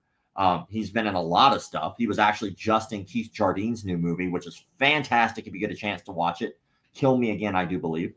And then he went to film school. He is legit into the industry. So I was like, that guy would do it. He was at the time filming his own movie, and so he couldn't do it for me. So I reached out to the guys from Vodo Studios who did Mexican martial arts. Which is hilarious, great stuff. So then after 3 months of searching for who was going to help me do this, then we had waited 3 months for the crowdfunding. So we were going through the process of how are we going to give out perks? What is that going to look like? And when are we going to announce it? Which was going to be during a Conor McGregor fight, because my buddy's live stream always does it, and it always did well. So I was like, let's announce it on that, because it's got thousands and thousands of people who watch. Then another 3 months of crowdfunding. So now we're 9 months in, because Indiegogo will only allow you to crowdfund for 90 days. So now we're 9 months into this thing, and it's all right, well, when are we going to film? Ironically enough, another 3 months out. So all right, I'm available. The team is available. We're about a year, and this is a year before we even get to production. Meanwhile, I have to listen to everybody online going, you're not going to make a documentary. You're just taking people's money. How about you kiss my ass, you ungrateful bastard? But anyway, we wind up going, and I get ready to go across the country. I'm going to drive across the country and go to Fresno. Right before I'm about to leave, COVID happens. The little thing that didn't affect anybody whatsoever, just this little minute thing. We were told 2 months to curb. That's what we were told as the public. So I'm like, all right, I'll give it 2 months. 2 months literally turned into 2 years. It was 2 years of having to deal with that crap. martial arts studios closing left and right, people not even able to go to their dojos, people losing their jobs. And all that entire time, I kept hearing, you're not going to finish the documentary. You're not going to, like, are you a moron? Like, where am I the only person that literally sees what's going on and like you just ignore it? So here we are almost 3 years in. Finally, we were able to film 30 days, which is amazing. We filmed for 30 days with only $20,000 raised, which anybody who's ever made a movie should know that is damn near impossible. $20,000 doesn't get you past week 1. Like, it's ridiculous. So like we wind up getting that done basically off of blood, sweat, equity. And we did some amazing experiments. We hired a fraud and we did an entire bit where like he came in and didn't know that everybody had martial arts experience and taught a bullshit seminar, which we recorded the whole thing. It's beautiful. I pretended to be a fraud. So I made up an entire martial arts style based off of techniques I had seen in movies because anybody could do that. And then I fooled like an entire group of people doing that. I mean, we really did a lot, not just talking heads, like Exposés. So then we wind up going after that 30 days. We edited for another 30 days or 60 days. So now it's another 3 months in. So we're now 3 months, 3 years, or 3 years, 3 months into this. And I'm sitting down and I'm a fat bitch because the only thing that was around Fresno at the production studio was a Taco Bell. So I'm eating Taco Bell and just doing like the parts where I'm like doing the editing, which editing is a lot of like, here's all the footage, let's timestamp. So you're sitting there just watching, timestamp. And it's 2 months of that. Finally, I was like, all right, I got to go. I go back, drive back across the country. And then it took us about 6 months to realize that the production studio that we were working with just could not make a trailer to save their life. It was awful. Every time they'd send me a version of the trailer, I was like, I like the subject and I love what we're doing, but I would not watch that movie. It is terrible, terrible trailer. So a buddy of mine named Jonathan Sadowski, and the reason I'm giving this entire story is because people ask me about the documentary all the time. I just want to get you're good. You're good. You're beautiful, man. So a guy named Jonathan Sadowski, who is actor and director and producer, great dude, but he was also a huge MMA fan, is a buddy. And I reach out to him. I'm like, I need help, man. We need something to get this trailer right, or we're never getting this off the ground. He introduces me to an Emmy award-winning director by the name of Adam Wood, who is now our director for the film. He makes a trailer not only in less time, but better than anything that we had produced. It is phenomenal. And it's now still what we call the sizzle reel, which is a trailer for a movie that doesn't exist. So like he put this sizzle reel together based off of all the footage and all the clips that we had. And then we have been using that to contact production studios to try to get someone to pick it up financially. Because the budget that we had of $20,000, go figure, doesn't make a good movie. So like we looked at the budget and he was like, it probably needs to be a little closer to like 7 something to get everything you want to do, which is travel around the world, do these pieces, call out frauds. Like it's not cheap. And so I was like, okay, we can do that. We wind up talking to Hulu. We wind up talking to Amazon. Hulu passed. Amazon, the door is still open. Then we wind up getting a company, which we signed an NDA. So I can't tell you who the company is, but I can damn sure tell you what happened. So the company comes to us and they're like, we'll float the entire thing. So now keep in mind, we're probably about 3.5 years in at this point. Company is like, we'll pay for everything, the whole entire budget, but we want to have just a meeting with you and just a meeting with one of the guys, Alex, from the production studio. And I was like, well, I have a team of 5 guys. I was like, they all should be on this. One of which, by the way, is our entertainment lawyer. So they were like, no, we only want people who own the IP. I was like, that's weird. So I talked to my director. He's like, they're going to fire us. And I was like, what are you talking about? He's like, no, this is exactly what they're going to do. They're going to pull you into a meeting. They're going to bribe you. And then they're going to fire us and hire a completely different crew. And I was like, okay, well, how about if I make you guys part owner of the intellectual property? They can't fire you, right? And so he was like, no, because we own the property too. I was like, here, I sent them all contracts. We got it all signed. Now you cannot fire my team. So we wind up going back to the table. And of course, I was like, look, now they've owned part of the IP. You can't fire them. So let's have the conversation since you only wanted people who owned the intellectual property on this meeting. So my entire team is there now. And the first thing they mentioned, yeah, we want to get a new director. So he was 100% correct. Wanted to fire the director. And I'm like, Adam's been with me and he's like, here, I'm not getting rid of my team. So what'd you do? Did you move them or? Well, what we wind up doing was we negotiated with them for like a year. And during the negotiation period, it's really hard to say no to $783,000. Oh, no, right? I'm on it. I want to know what happens. So like we wind up like going back and forth with them, and basically I was like, I'm not firing my team. But they also wanted full creative and business control. And I was like, I can't give you full creative and business control. And like in the industry, there's something called having final cut. And final cut is the most important thing you can hold on to as a creator, which basically says, I do not give you the right to put out anything as a final draft, like at all, unless I give the say so. So final cut is such an important thing to hold on to. And they wanted final cut. They wanted to be able to have full creative control, and they wanted full business control, which if someone has full business control, they can technically make anything creative wise matter business wise. So they can always just say, yeah, we can't afford to do that, or that's too expensive, or we'd rather allocate money to film this instead. So they can always justify money to creative, which is real bullshit. So I was like, well, you can't do that. So after we finally got to a point where it was like, what if we give you all the items like in a row, bullet points of what we're going to talk about in the movie, and we cannot deviate from that if you sign off on that. And I was like, that sounds fair. You're going to tell me everything you're going to do for our movie ahead of time, and legally you can't change that. It's like, okay, let's do that. Absolutely everything they sent was nothing to do with the movie I wanted to make. One, they wanted to make it extremely political. It's not a political movie. I don't want that crap. It has nothing to do with politics. Two, they wanted to make it about absentee fatherism. I'm like, what the fuck? I'm like, why would you even have that? It has nothing to do with this film. They were trying to make it like this political hit piece. And I was like, I refuse to do that, because my name is still going to be attached.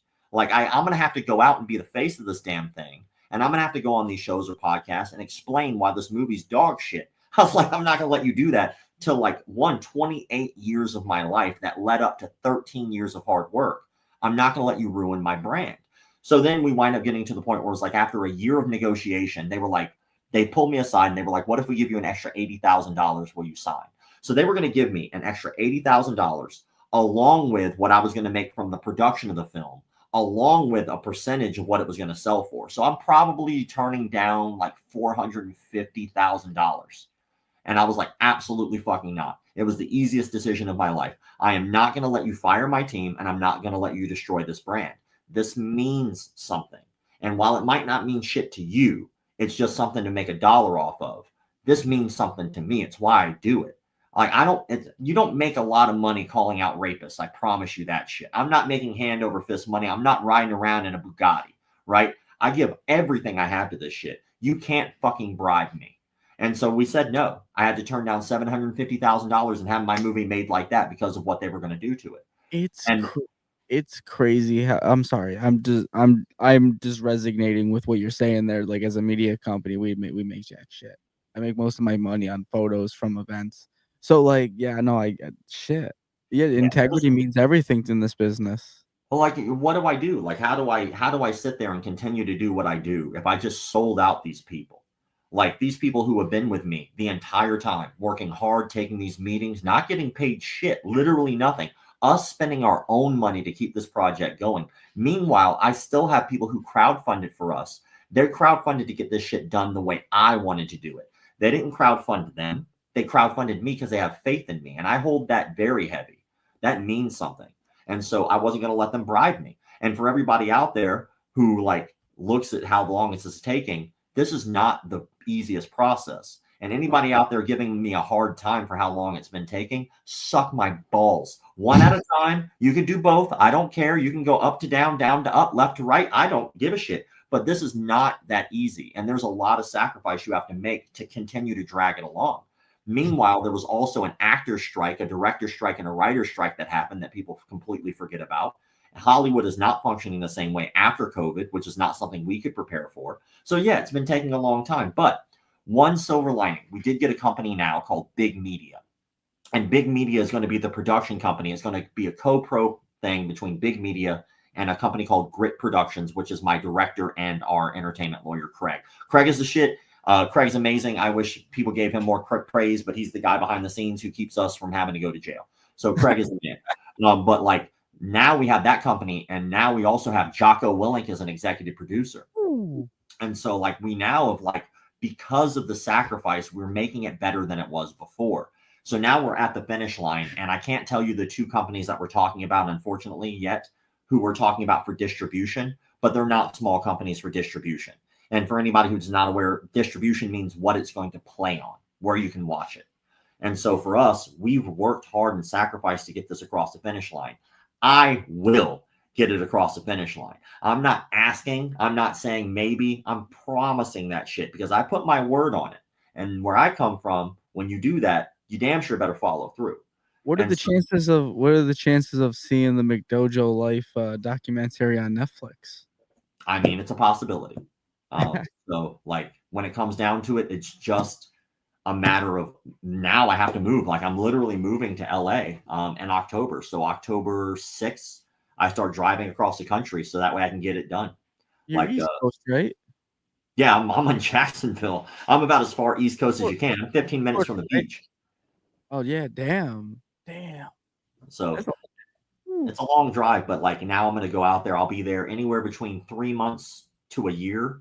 And I'll be that's going to be the grind is McDojoLife, keep pumping out this content. It's going to be much easier for me there as well because like flying back and forth is extremely expensive. Like I said, I don't make a ton of money. And so most of the time when I go on any trip for McDojoLife, those companies pay for me to do that. I mean, I'm not making a bunch of money, but they pay for the flight and hotel. I'm willing to do almost anything to help out. And when it comes to like the documentary now, it's still on my dime. It's still on the company dime. I have to be there because it's just cheaper. I just couldn't afford to fly back and forth. And so I'm really uprooting myself to get this thing done.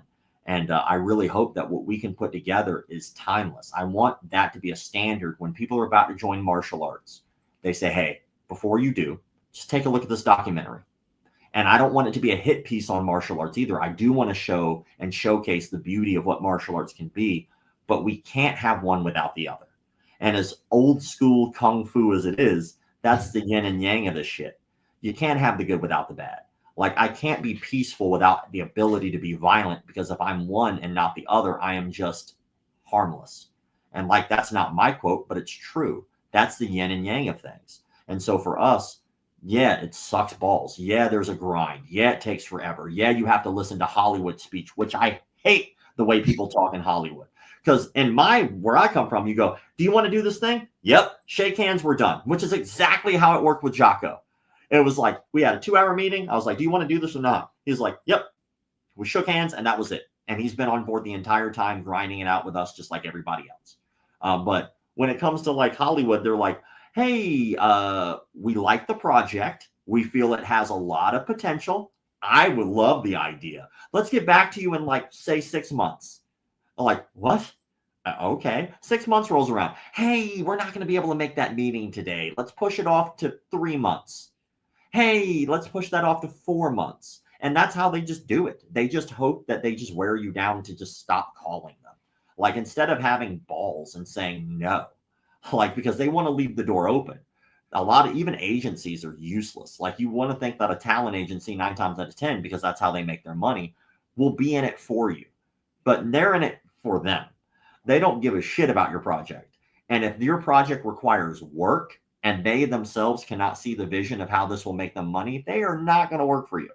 They're going to work for the guy who already is making them money, which is why you see, which explained a lot to me, why you see regurgitated bullshit in Hollywood. You'll see the same movie done 50 times. And the only reason they're doing that is because they're just lazy. It's hands down the only reason. Because they don't want to take a risk on something that they can potentially lose money on, even if they feel it's a good idea. And they also have to convince like 40 people that this is a good idea. And unless all the stars align and Mercury is not in retrograde and the high tide is about to go to low tide and everything works out, then maybe you get a meeting. Like that's how difficult it is. And people don't really realize that. But mama didn't raise no bitch. So I'm going to continue to move forward until I get my shit done. I don't care what it takes. I don't care if I have to sell a goddamn kidney. I'm going to make sure it gets done, but I'm going to make sure it's done right because I have to put my name on that. Hollywood seems to forget that YouTube has opened up the avenue to the world. The world, like the access to the platform has allowed so many different people to publish documentaries, informationals, educational material, music, short movies, independent movies, everything. So like the industry's changing, and either Hollywood gets on board or they're gonna fall behind. And but I mean, where can people go to donate to support this? I think a lot We're of not taking donations anymore, specifically because the crowdfunding closed after 90 days. We were done with that. We do have like a McDojoLife DOC page, but as of right now, there's been no update. So I would even tell people just don't even go there. Everything I just told you is where the page is up to date. So as of right now, I'd say don't donate because we're not doing donations. We're doing investors. And so we're actually only 100K away from where we need to be, which when you're talking about $783,000 of a budget, to be able to get to only 100K left is a beautiful thing because that took years to do. Because, it's difficult, and there's not a lot of return on investment for movies either. Like it's not like a huge return on investment unless you just knock it out of the park. Right. Yeah. And so we hope to knock it out of the park, but they have to ride or die with us all the way to the end. And if they lose the money, it's just not there. It's kind of like gambling, or putting your money in stocks. You hope that stock goes up, right? You put your money in it, but the stock goes down, your money goes to zero, you're out. There's no more time to play. So for us, we really want to make this done right. The beautiful thing about, I think, this though is like this is more for the community than it is for profit though at the end of the day. Yeah, absolutely. I could have gotten a day job and made more money than I do right now. I mean, like I was a martial arts instructor full time before I ever started McDojoLife. And then actually while I started McDojoLife. So I was a full-time martial arts instructor the majority of my life. And then, I got very fortunate that people in better positions than me respected and liked what I do. And they started talking about it in more public platforms, and it really elevated what I do. And I am grateful for that, because if it wasn't for other people, it wasn't for even the people who just follow the page, I wouldn't have a platform. The hardest part though is like when you sacrifice, you put in your time, effort, energy, and truly do it for nothing.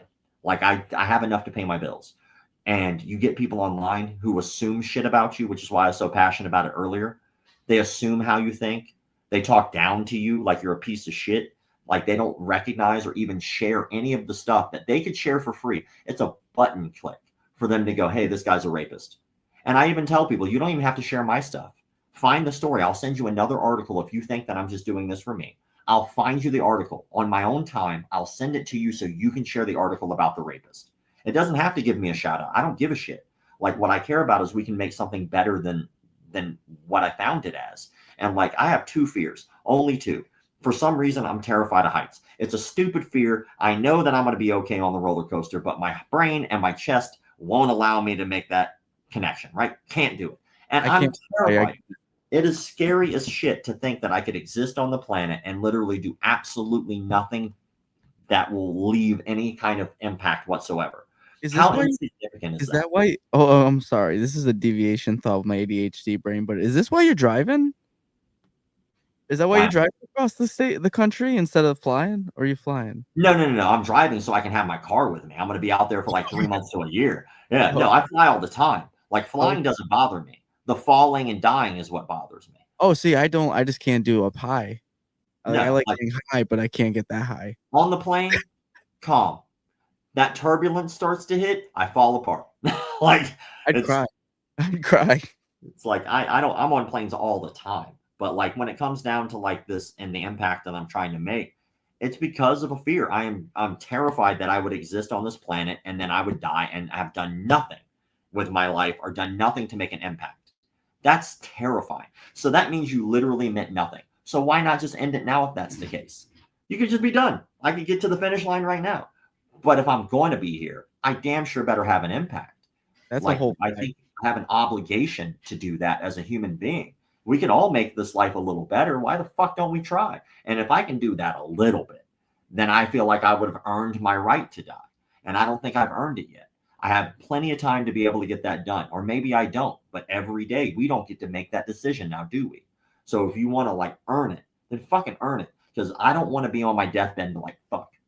Like no one's going to remember me. Like the last thought that goes through my head is I did nothing. I refuse to have that. So like if this is a thing that opened up itself to allow me what I feel like is the avenue to make an impact. I know this industry. I know martial arts and I know what beautiful things it can do, but I also know how fucking flawed it is.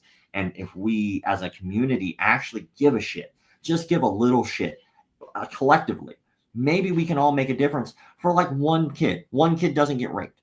One kid winds up becoming the next Bruce Lee. One person winds up making the next John Wick. One person makes the next Power Rangers, right? But we can't do that if we allow this industry to erode itself while we just sit there and do nothing about it. That's our responsibility. So I'll be damned if I sit by. I stare at this shit happen and do nothing. I fucking be damned. And so for us, what are we going to do? Are we going to sit here and allow this shit to happen around us, or we get to fuck up and get our fucking sleeves rolled up and do something about the shit? And that's where I am with this. So yes, with the documentary, it does take a while, but that's because I'm doing the shit right. And I refuse to half-ass this, because when I die, I want to be able to look back and go, I did that thing. We actually made a difference there. That actually impacted some people, and little things like that do make impacts. How many professional fights did Bruce Lee have?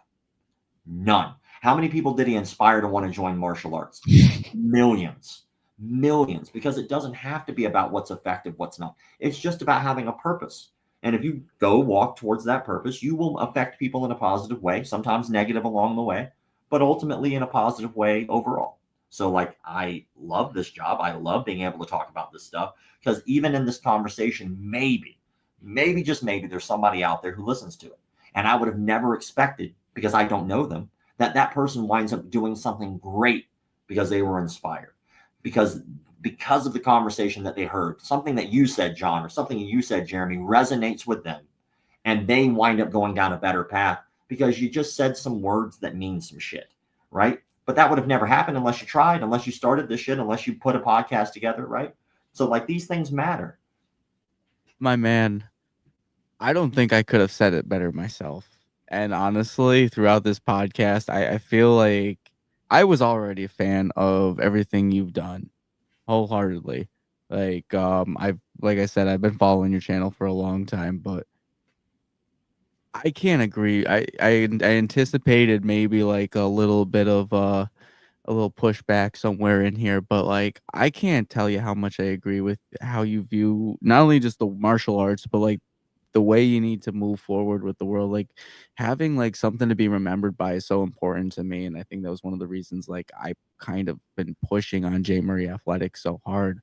But man, listen, just that impact alone, I don't even know where to go with it. I'm just kind of still wrapping my head around it. It's so beautiful. But I think I want to close on that note. My man, thank you for being here. I think this has been one of our best podcasts. Normally I don't let it go this long. 2 hours. I think this might be our longest one, man. I'm so thankful for allowing me a platform to talk. It's little things like this, they add up. And hopefully, we can do it again sometime. And maybe after the documentary's over, we hop back in and we do it again, and we get to talk about all the weird shit that happened while we were filming, because there's plenty of it.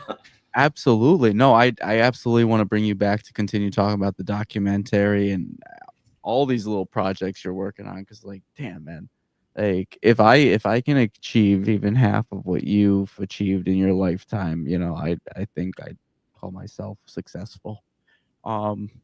Again, this has been a huge honor. I don't even know how to close at this point. Well, I appreciate the hell out of you, man. Thank you so much for talking shop with me, and putting up with my sense of humor, which is raunchy at times, but I don't give a shit. It's just who I am. And when it comes down to everybody out there who's listening and stuff like that, just go out there and do something. It's not hard to go volunteer to do some shit. It's not hard. Fuck, would the world be better off if Beethoven did karate? No. So if martial arts isn't your thing, don't do that. Do the thing that you like doing. And if you pursue it and actually genuinely give a shit, you'll make the world better just because you cared about something. Especially in a world where there's so many people who don't care about anything. Too true. All right, guys. With that being said, go out, do something fucking fantastic today. Go help another human being. Go try something different. Go try jujitsu. Go try music. Make sure you go check out McDojoLife. Yeah, especially that. Go subscribe. Go check out his documentary, and then swing over to Jmurrayathletics and give us some love, because I need some new tires after that blowout at the last game. Shameless plug. Guys, stay blessed. Till next time. Peace.